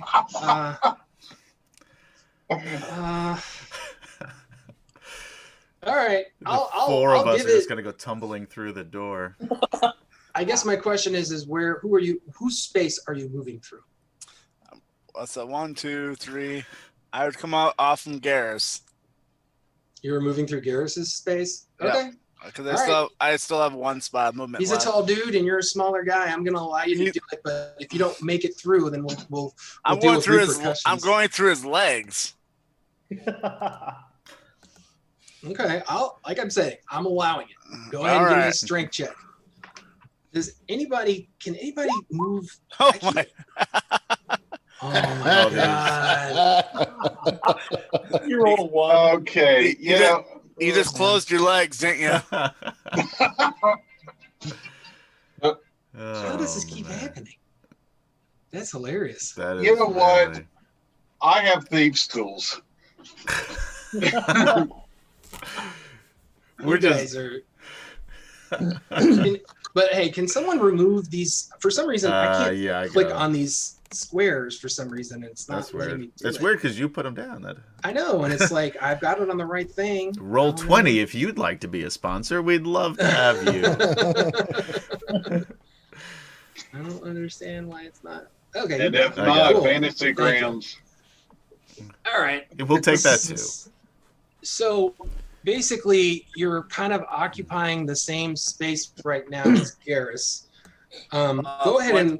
I was gonna say I have movement to get back out. Oh, okay. Then that's fine. Just roll back down the stairs. I just kind of roll down the stairs, go right behind him. And these See? Draconians are laughing at you. Yeah, we're not. The Minotaur kicks you with his hooves. It's a door that says push and we keep pulling. Yeah. Pretty much. Guys, you're embarrassing me in front of the Dragonians. Okay. All right, Tarn, is that the end of your round? That Your is turn? Yep. All right, so the Draconians. One, I'm yelling at them. Shoot me, you slimy slugs. sure, and one is enraged because of Kender stuff. So he, which one did you That was designate? the top one.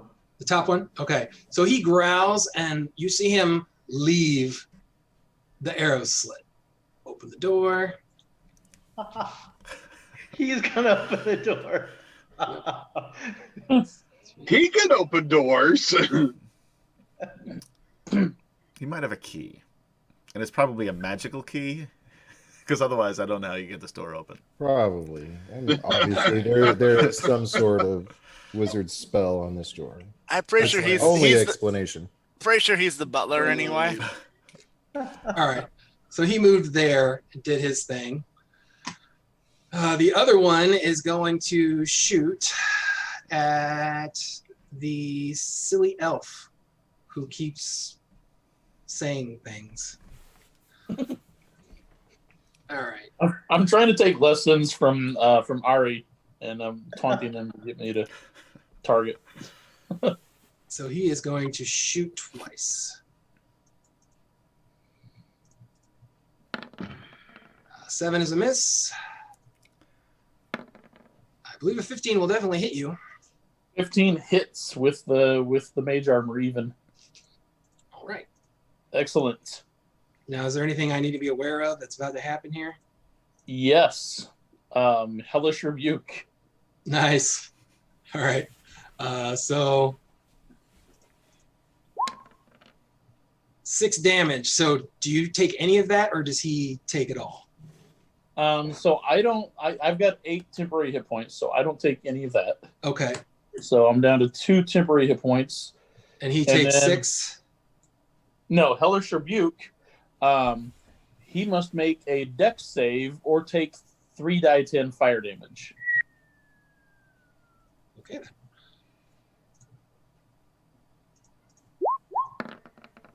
Oh, God. Yeah, he failed that. Maybe he shouldn't have been quite so cocky laughing at us earlier. That's fair. 22 fire damage. 22 fire damage. All right. So basically, you see flames kind of come off through that arrow slit, and then also hissing of you hear hissing of acid, like hissing from the room. He's totally gone. Okay, and yeah, he shoots me. Good job, Blobber Blobber. And as my reaction, I curse him, and I call down flames of retribution, and they just like flow from me and erupt into his space. Cool. Well done. All right. So let's go to Colton. I yell, "Sorcerer, come open this door!" Protect me first. Yeah, I'll try to pick the lock again. Tell the door to hit me. Wait a minute, guys. Ah, I just that's a want you guys miss. to get ready. My God. Hey, Kender, can you get your tools out of the keyhole? How does this keep So, happening? guys, What is your bonus to your... Mine's not as good as Ari's. Mine's only, but it's still a +5. Like That's still pretty... it's still pretty Jeez. good. Right. Well, that's... Did you want to do anything else? You still I'm have gonna a move action. away from the door. Cool. Okay. So I'm just gonna move over here. All right. Okay. Anything else? You good? That's it for me. All right, Ari. All right, so guys, basically we've got a very, very angry Kapak who's gonna come over and open the door to try to get at me. So yeah, just get ready. Kind of like, block his way. He'll be really annoying, but he'll be disadvantaged because he'll want to come after me. And I basically walk 1, 2, 3, 4, 5, 6 over here. I pull out 2 crossbows. I basically get ready to throw them out whenever the door is open. All right, then. I'll hold my move until the door opens. So you are going to hold your action, I guess? Yeah. All right. Airman.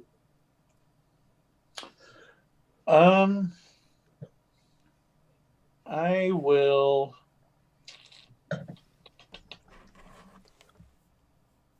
move over.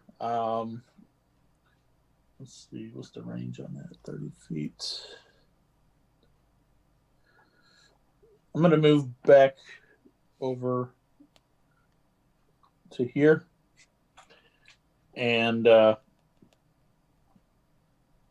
will also hold my action with my I'll draw my boomerang and hold my action until something is supposedly about to come through the door. So we'll see.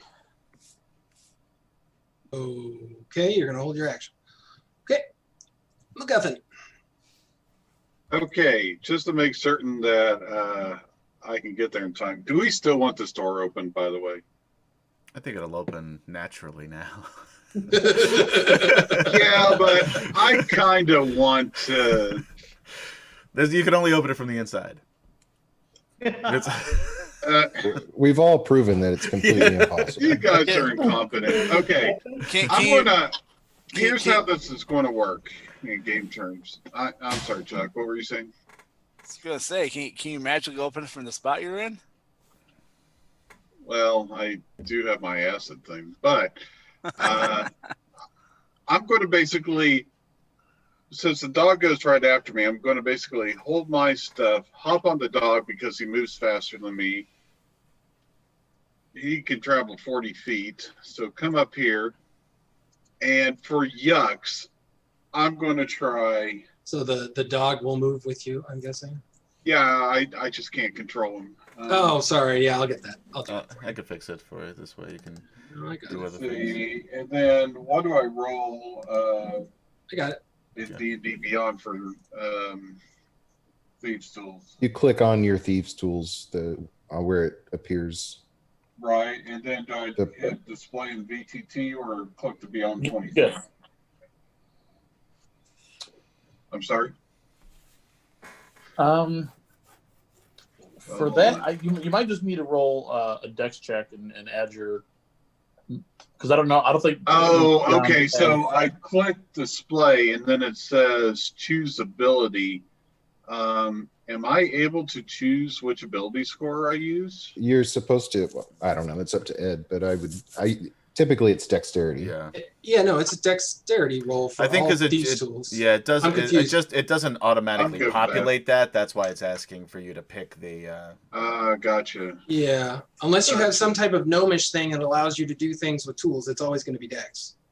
Gotcha. Okay, well I'm good with that because I got a pretty good dex here. Okay, come on. Did it do it? No, it didn't do it. There it is. Oh, I know. Wow. He doesn't even Did you put in the guys lock. try just turning the knob?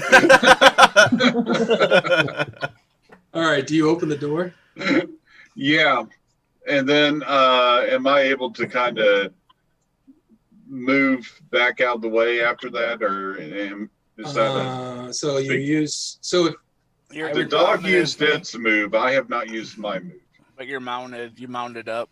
yeah, Yeah, it's the same. Yeah, I think you need to make a dex move to get off or something, right? I believe so. Yes. All right. So do I need to wait another round for that, or? I mean, are you staying on the dog? Did you get off the dog? Like what? I figure I'm dismounting the dog at this point. All right, well, just give me a dex check. Oh, come on. Where did you want to land? I would say you getting off, though, would be it. So you could put yourself in any of these spaces. So I figure I'm going to kind of get over here. So That's the fine. idea is the dog is between Yeah. me and the Kopak, and then I'm able to ambush him. Totally okay. Deal. All right. That ends my turn. Then that's your turn. Garrus. The door is open. It's interesting. Hold on, I'll be right back. Oh, wait, I got to hear this. I think I'm gonna kind of stay where I am and just kind of hold until he gets there. Okay. So you guys closest to the door, what you see is the marble floor of a wide room. 3 pairs of pillars kind of were graceful in the hall, but you could see that one of them has fallen down. A room beyond the rubble on the second floor above it now lay exposed to view. At the north end of the hall, a scarred statue of a woman stands 20 foot tall, its bent head brushing against the shaped ceiling, its hands outstretched. Doors open to the south and the east. The hands of the north statue are cut. Bevels in the palms, setting for something that might have been there at one point in time, suggests that the statue once held something of value. But you only see this door and that over here. So, all right. Now, this dude over here, he was making a lot of noise. So that means we roll another initiative. He is going to, okay, he's going to go on an 18. I'm going to add somebody else in here.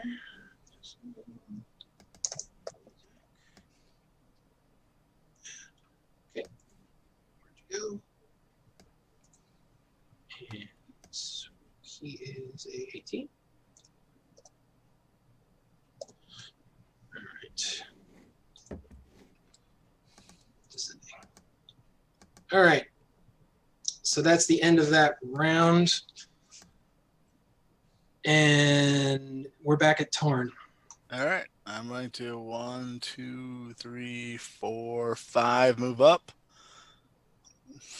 Look back. Cowards. Especially glaring at the Minotaur.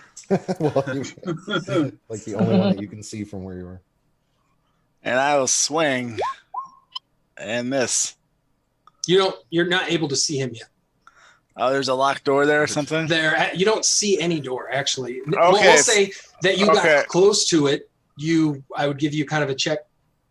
Sorry, I just assumed I could see him. No. That's what I was trying to explain. You don't see a door. Okay. You see a patch of wall with the big white letter S on it. Well, I would want to move Correct. up there. So That's what it is makes there. sense that you missed. Ah. So. So I would actually just fall back one square here Coward. and say coward and push the Minotaur forward All right. and hold my action to attack. Hey, Minotaur, you can't spell coward without cow. Oh, Nat. Oh, wow. Oh, so we were corrected on Can't something. spell elf without dead. So by the way, for Some future unwitting reference, comeback. you can only mount or dismount once per turn. Just for future reference. Okay. All right. Sorry about that. Ooh, damn it. I went too far. All right. Anyway, I skipped a guy by accident, but I'm just going to go. So this dude not that guy. This guy gets up, opens the door, kind of starts yelling and screaming. And he actually blows a horn. And you hear the horn reverberate. Okay. MacGuffin, stop that dog from barking. That's not him. Remove your hand from the squeeze knob. That sounds like a personal problem. Please remove it.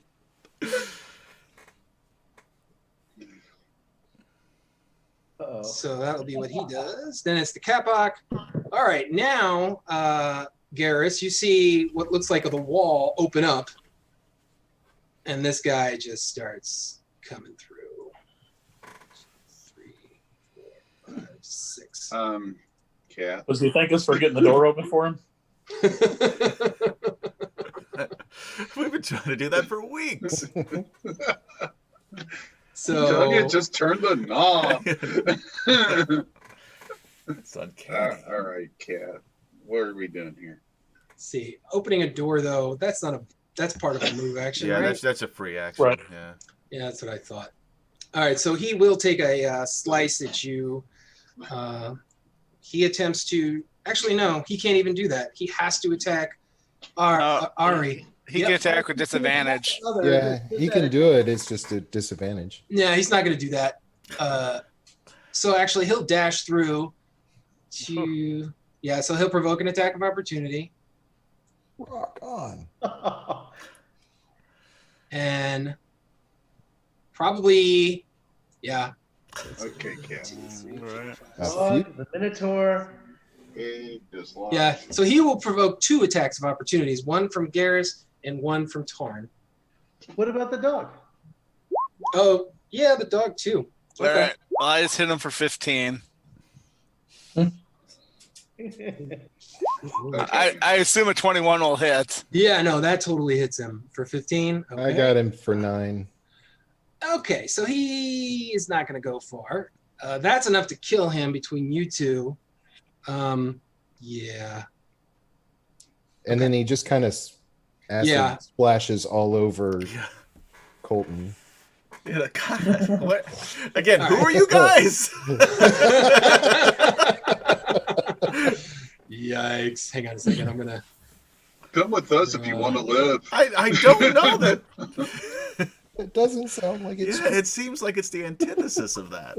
So death throws 5-foot radius pool of acid immediately. All right. And so he died right there. All right. So there is a 5-foot pool of acid right there. Actually, let me fill it up. Let me just do this because I'm being a perfectionist right now. Ari, don't step here. It might burn your boots. All right, Colton, your turn. All right. Well, I'm gonna get inside that room. 5, 10, going around the acid splash.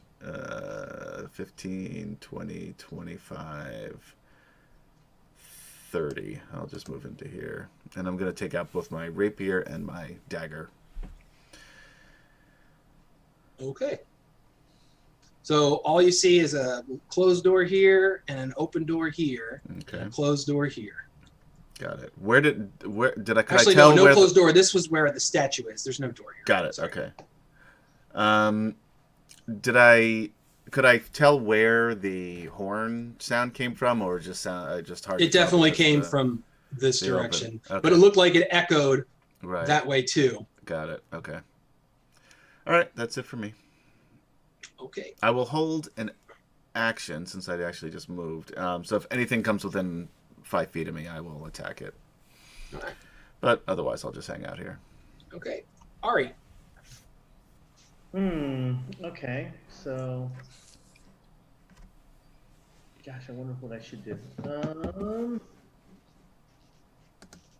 Okay, so I don't know where that other Draconian is, and I have no idea he's there. So, I am going to basically take my bonus action.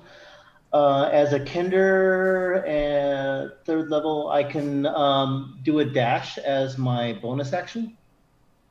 Okay. Yep. So I think I'm gonna go this way. 1, 2, 3, 4, 5, 6, 7, 8. And I'm pretty much gonna go, hey, where are you going? I'm right behind you. I can't shake this Kender. You're telling us. We've been And again, I hold my action with my 2 crossbows. Okay. You're our only hope to get rid of him. Yeah, Right. he's actually just gonna follow me home. We're gonna pawn him off on you. It turns out he's the We'll just party kind of leader. sneak back, back through the portal. Okay. All right, MacGuffin.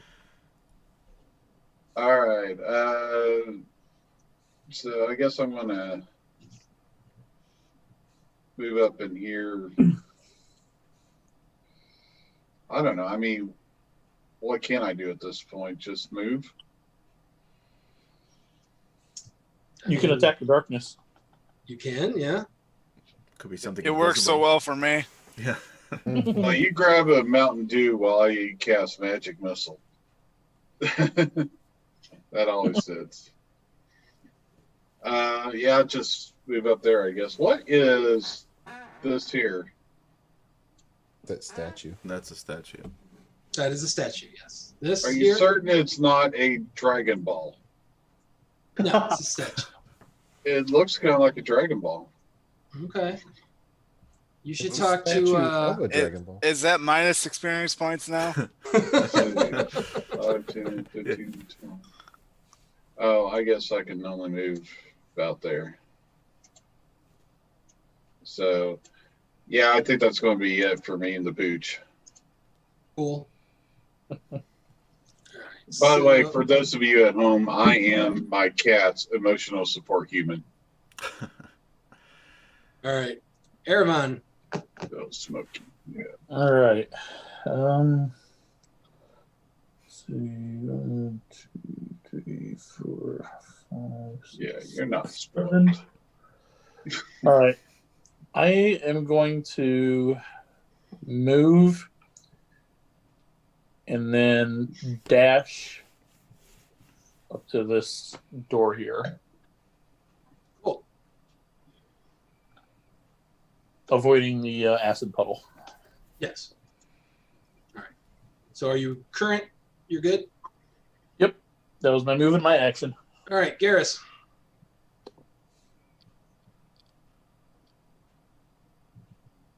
Okay. So you see into that room. Let me see what I have on that room. How about that? Here we go. Books. Yeah, I still use books, people. So you are looking into a corridor. A bronze patina-covered statue of an ancient warrior stands in the alcove at the T-shaped intersection here. And obviously, right, left. This door is open. This door is closed.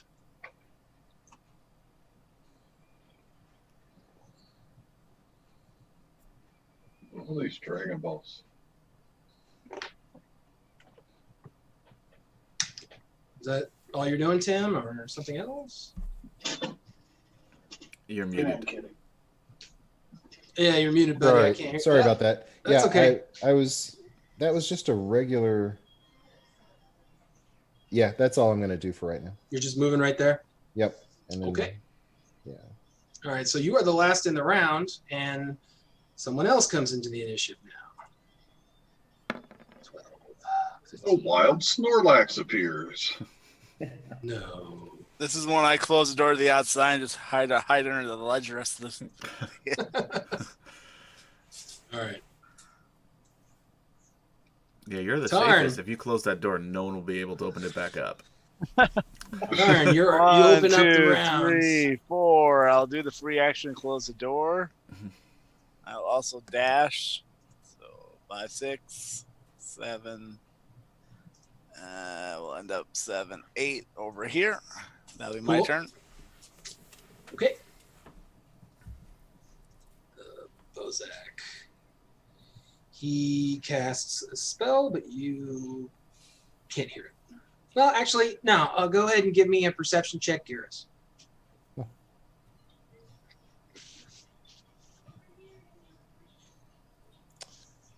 Perception. Okay. That's the one. Hey, there we go. Well, Yeah, you definitely hear what sounds like hissing and draconic spell casting. This is the one that put the spell on the door. I can hear him casting his dark magic now. Is he relocking it? Because I closed it. He's probably locking one of the other doors. Yeah, I know. Oh, yeah. We're stuck. That's funny. All right. So he does that. The dog face Moves. palms. Stays there. All right. Where did the other one go? Okay, Colton. This statue, does it look familiar? No, Or is it just a statue of a woman? just a statue of a woman. All right.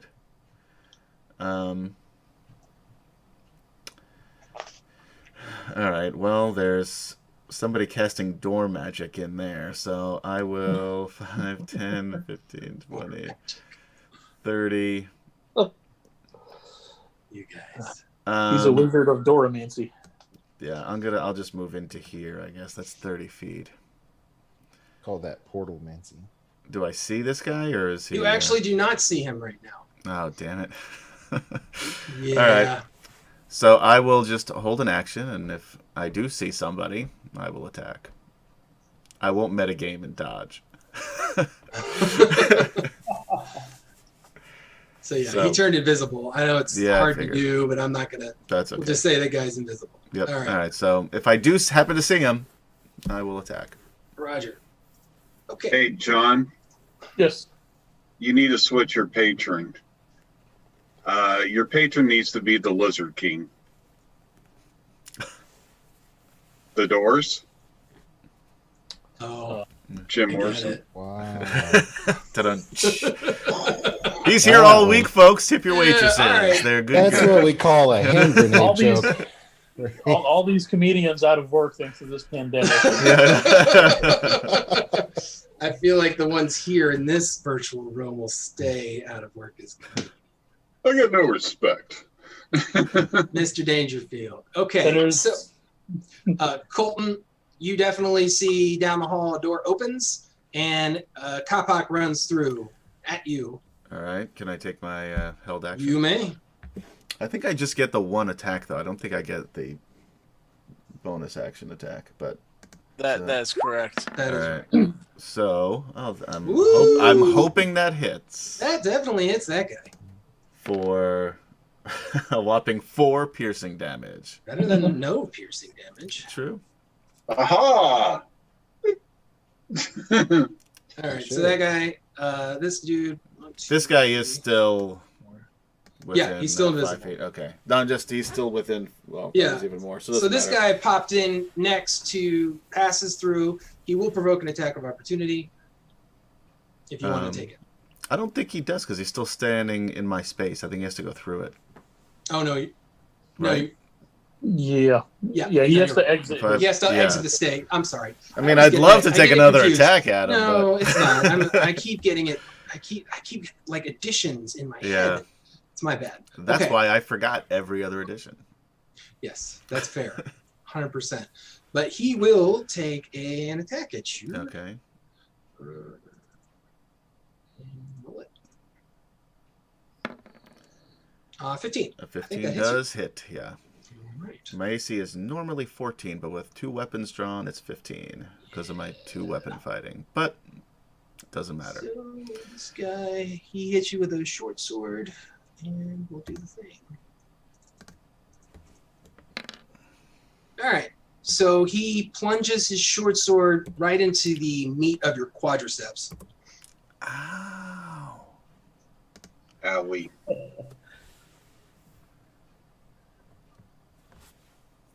And I believe, yeah, we should be good. All right. Ari. Okay.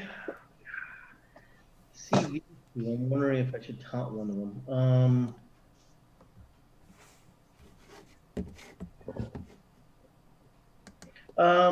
So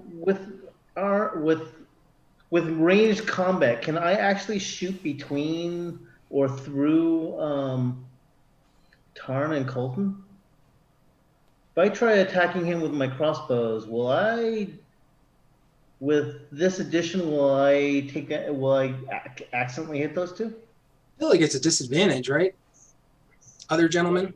It's kind of like Yeah, it might be cover too. I don't know. How I you would wanna say cover. it provides cover. That's covered. I Hmm. think that's how we deal with it. And if he Right. rolls poorly, then Yeah, let's just do the cover. That's fine. All right, then I don't want to go with the risk of that. Actually, maybe I do. All right, I will basically again taunt probably the Bozak that's in the middle Oh, Lord. and go for it. Okay. Well, you can't see the Bozak. Oh, I can't see the Bozak, but I'm talking about the Draconian in the middle, the Capac. Oh, the Kapok. Yep. Okay. You have this one? If All not, right. then probably the That's other fine. one.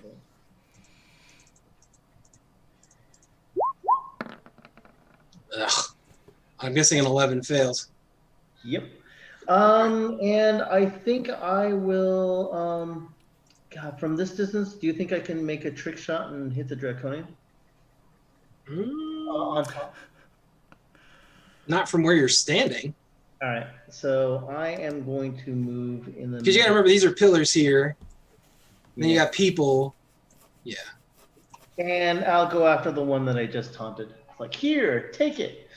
So then crossbow. Boink. So, And 23 with 9 so I'm going to give him cover, but you still hit on a 23, which is surprising. Agitating too, but that's okay. That's what happens with the taunt. Now he's more doubly irritated. All right, so it was 9 piercing damage. Okay, so somehow you kind of aim between the legs of both the Minotaur and the human, and you hit that Kapok like in his foot. That's all I got with that trick shot. And I that just you yell, did there. "Whoa!" Why does everybody Yeah, keep you doing You things definitely felt between an my legs? arrow, a Kender arrow, go between close to your groins. All right, so that was 9 damage.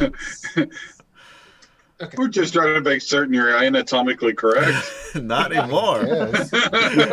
Almost Close just for comfort. 2 inches to the north, and I wouldn't be. Okay, Erevan.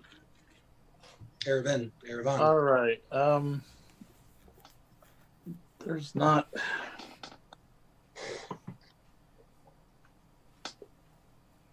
a whole lot that I can do at Yeah, it's this kind of moment without Wow. potentially hitting somebody. What kind of weapon is this new person using? This Colton fella. What's he a rapier. wielding? I have a rapier and a dagger. Okay. I'm going to go right here. Okay. And did we get your name or I didn't actually say it yet. I No, guess. yeah, I don't think we the didn't name get was to that shared. part. We haven't Okay. had a chance to do introductions. Yeah. You guys I- got loud, and then arrows started raining down. okay. I didn't think so. I'm just gonna say human. Let me see your Legit. give me your blade for 1 second. Just let me see it. Hold it near me. Okay. All right, some rando elf is like, "Let me see your sword, human." Hey. I'm And kind of using it at the moment. but- all I do is I touch the blade and chant a spell, and it is now a +1 to attack and damage. All right, I will Okay. I take it. cast Elf. magic weapon as funny. a bonus action, and then I've still got some movement left, so I'll go back here and I'll try to do the Kinder trick shot.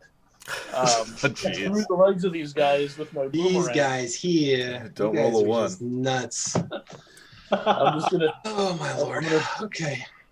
I'm gonna fling my you're boomerang.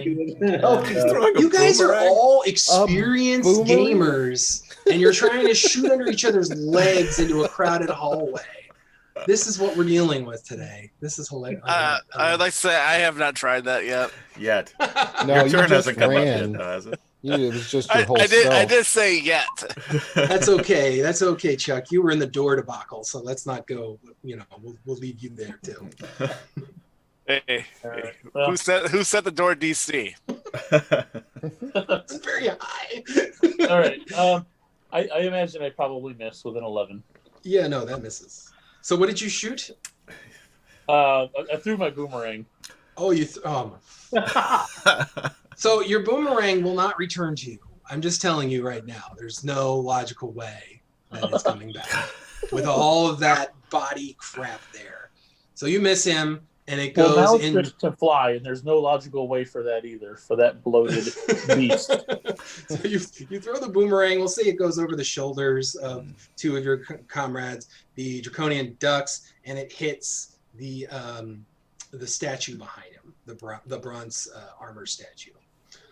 All right, MacGuffin. Okay, so basically everybody's crowding the door, and there's Correct. nothing I can do there. So Come in and throw something. I'm gonna. We're all doing it. It's fun.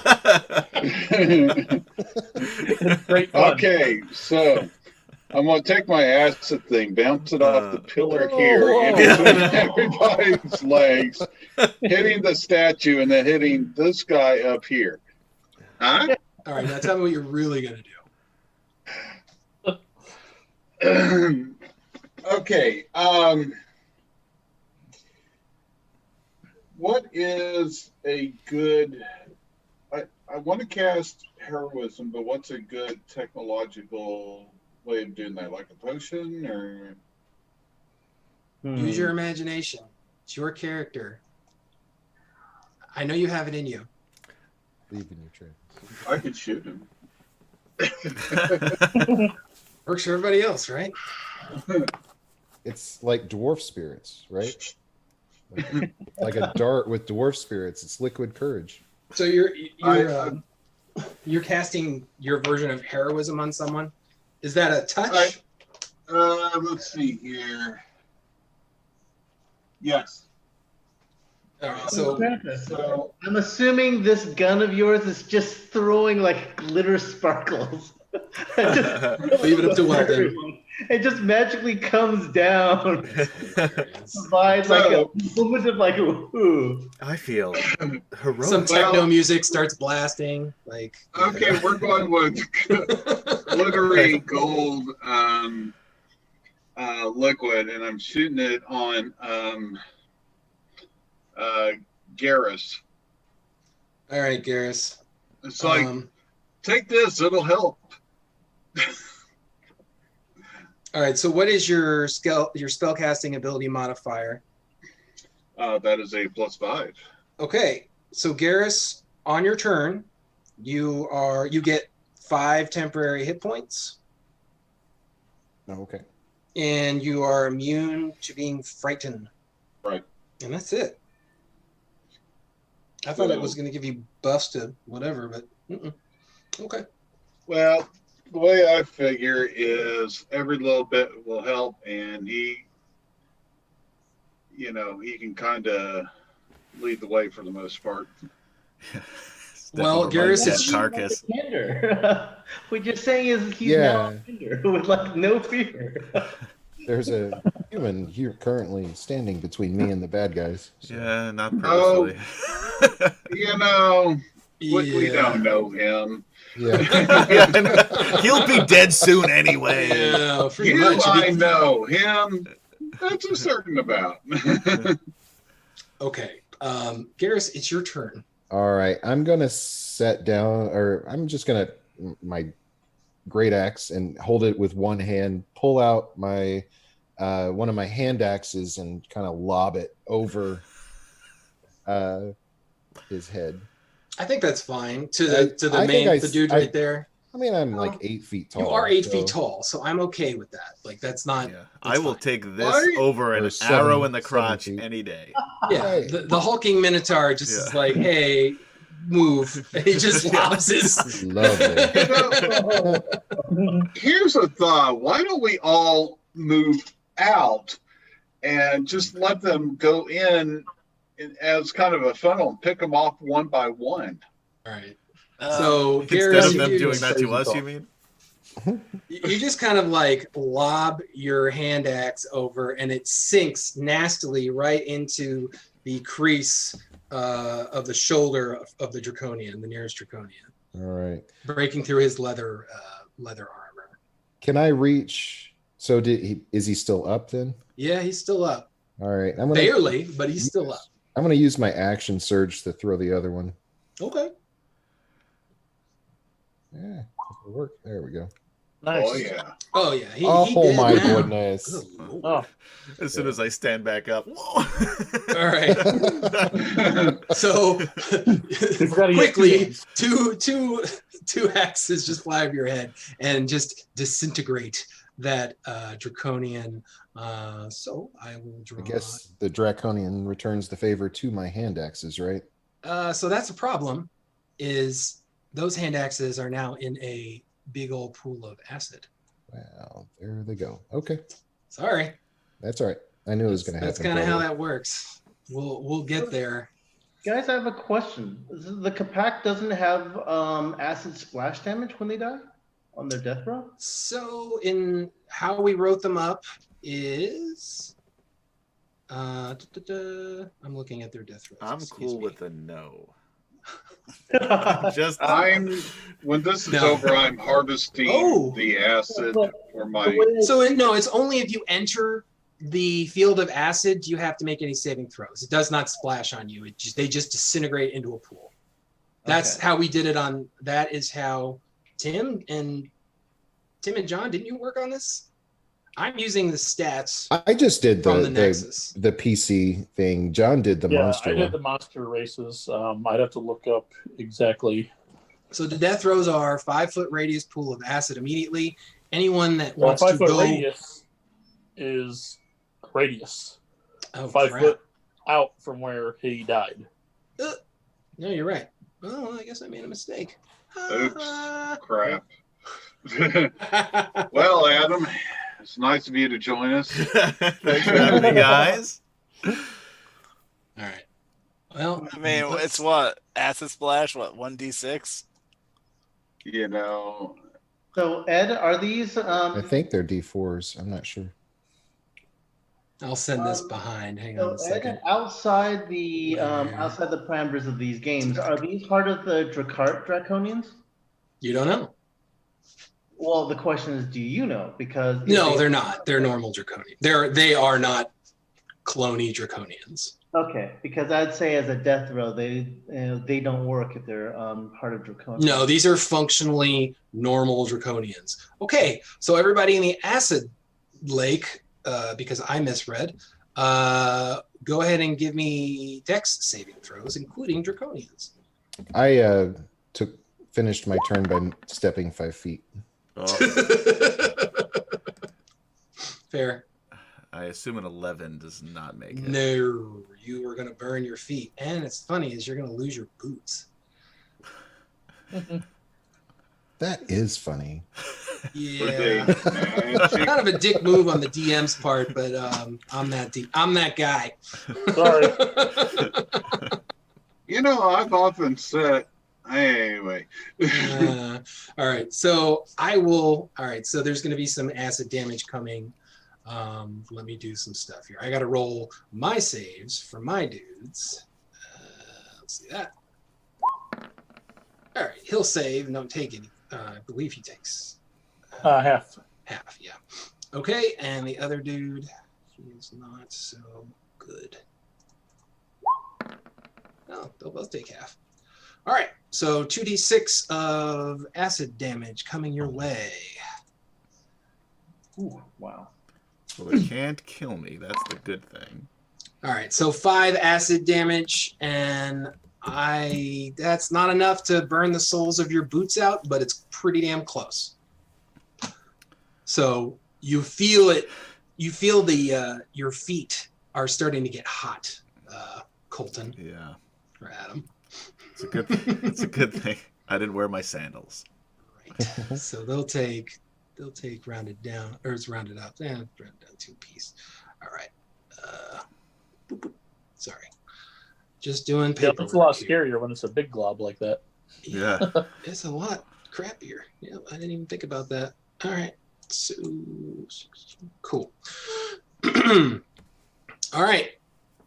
Next round. Tarn. I'm gonna look down at my bandolier of hand axes and decide not to throw one.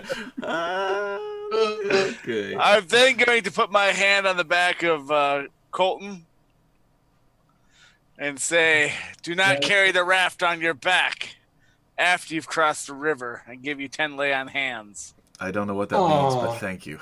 Yeah, he healed you. What a sweet hat. It Ten, you doesn't said? translate well from the Yeah. Dwarvish. 1, 2, 3, 4, and I'm moving back because I heard MacGuffin talk and decided it was a good idea. Let you guys handle the exploding K-Pox. All right.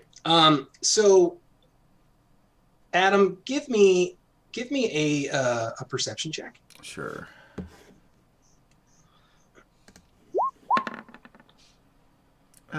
Three. Never mind. Okay. Yeah, that's not enough. You're really just worried about Yeah, like, oh man, these getting are healed nice and boots. stuff like that. Like, really? Yeah. They're nice boots. All right. Yeah. So this Bozak, he's gonna move. I got them on sale at Galanthus. All right. He's Yeah, still I still don't invisible. see but- him, so I don't- No. yeah. So I was the perception check was To to see if- see if the footprints going through the acid, Yeah. but yeah, 3 ain't gonna do it for me. Nope. All right. So okay, it's your turn, Colton. All right.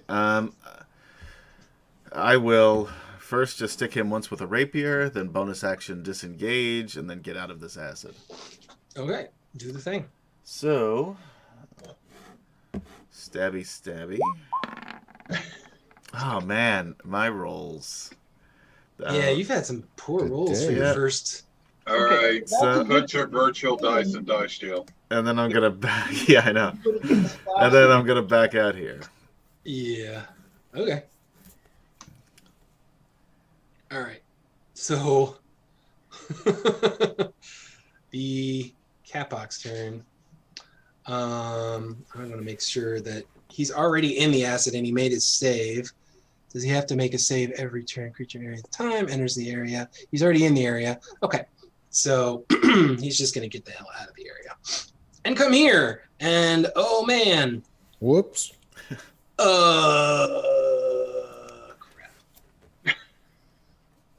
All right, so he'll try and I guess attack the elf.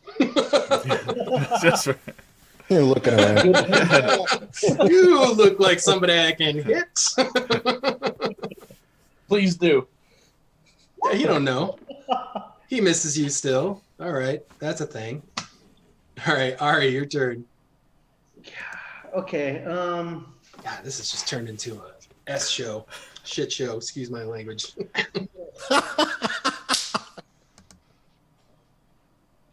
My problem is I can shoot him, but he'll splash damage a whole bunch of you guys. All right, and I can't risk that. I can't hurt my friends. So, Just remember, you did see a big old acid pool develop when you when that other guy just melted out and died. So- yeah, and that acid pool will be like splashing on 1, 2, 3, 4 guys. So I can't do that. All right, this is going to be my 4th taunt.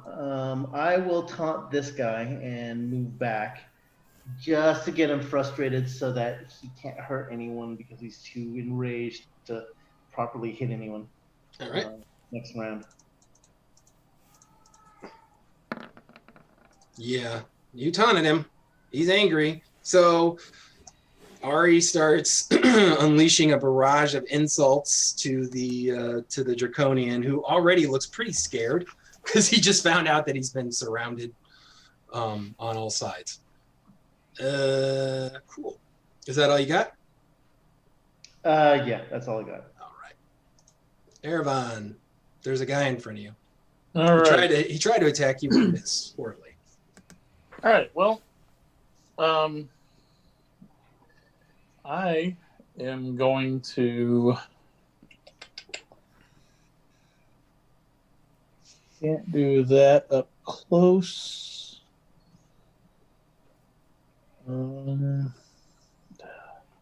Does anyone have a skill to knock him back into the acid? I've been trying to figure that out. I was just gonna throw him or try to push him, but Yeah, I do actually, but there's really not a way for me to get to him from that angle right now. Normally, my answer would be we have a Minotaur, but I think we all remember the door incident. yeah. Thank you so much. Let's not mention the door in. Ooh, spicy. All right.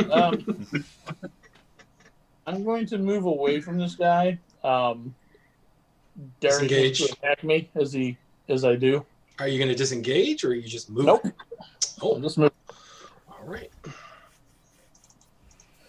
Come at me, bro.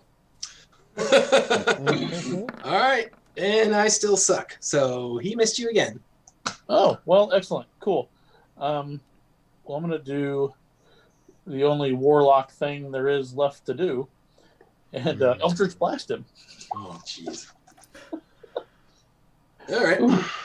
It's like the first time he's used that, so I think so.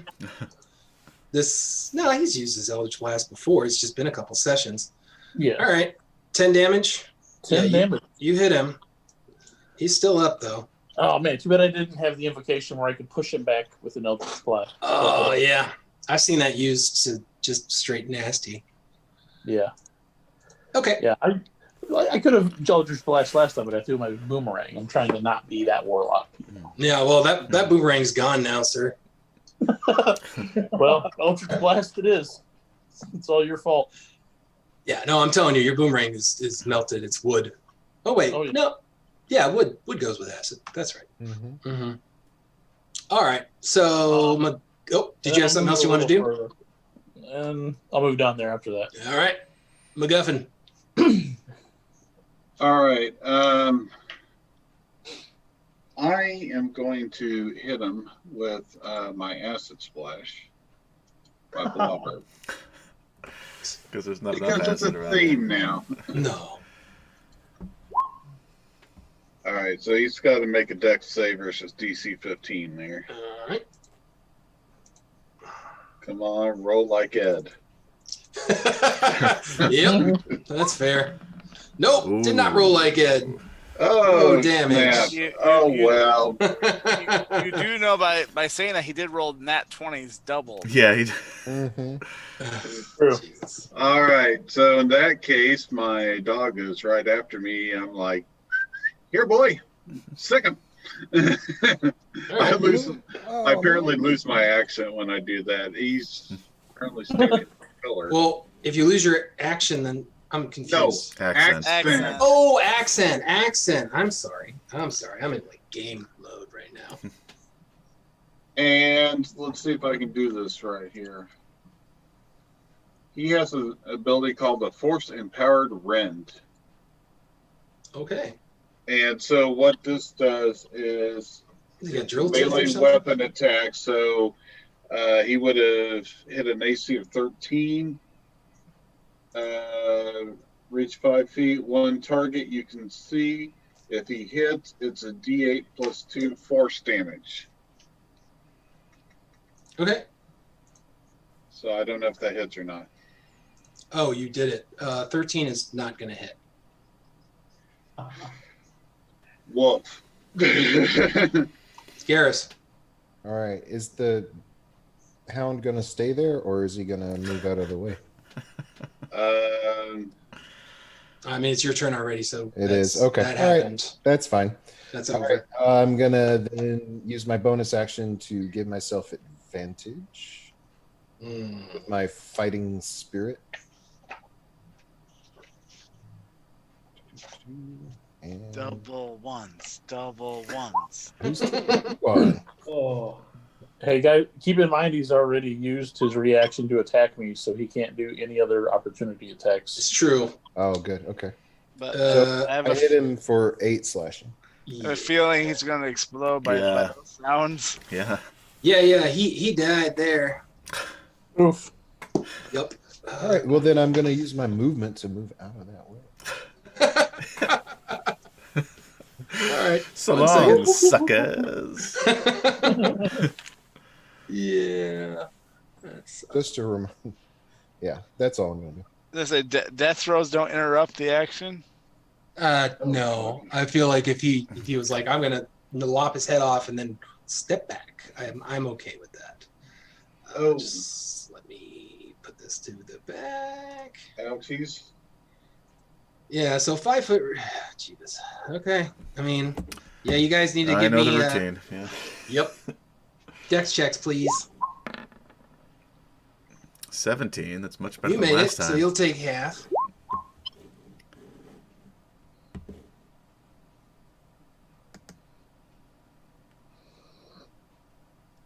Everybody made their dex checks, so they're going to take half. So you guys will take 5 damage. And Oh. Colton, your boots are totally gone. Ah, gosh, Like this the was soles of your really- boots. You still have the top. Yeah, that's still. It looks weird now. That's not. That's not a good style. It's like a Halloween costume boot now. It's like. Right. I am, being that was the main enemy that you've seen, do you guys want to, I feel like this is okay to drop out of initiative here. You guys can move out of that. Yeah, Because and that we're- Bozak is invisible and hidden. And no one really saw him. And Ed, are you watching the time? Yeah, this is probably a good point to maybe stop. So move your dudes out of the acid after you took your damage. I'll move them for you. There you go. All right. My dog moonwalked. Pretty much. Pretty much. So I feel like this was a good session. Yeah. Just want to say welcome again. Yeah, and thank you for- guys. It was fun. Thank you for helping out. That's been quite helpful, and I've been having a little bit more fun tonight. So Awesome. Well, good. I'm glad to hear it. Well, from everybody who tuned in tonight, I guess maybe instead of our normal 5, we got 10 people. So, hey, Ooh. thanks for We watching. doubled. And I'm assuming because they heard I was coming. It's just because Right. was here. It is. It is. Right. let's be we've got fair. 11 That's people right probably now. true. 11 how people that are not in the podcast. No, I'm not 11 sure. viewers. I can say though that I hope you all enjoy the rest of your Saturday evening. Thank you for tuning in to the Dragonlance Nexus's Dragons on the River of Time. You guys are all awesome. My players are all awesome. I will give XP. We'll do it off screen, and then I'll tell you how much everybody got later. So And the anyway, DM is awesome. Let's not forget that. Yes. Yeah. Round of Thanks. Thank you for applause. running, sir. thank you. Loved Thank it. you. All right, guys, you have a good night. So long, folks.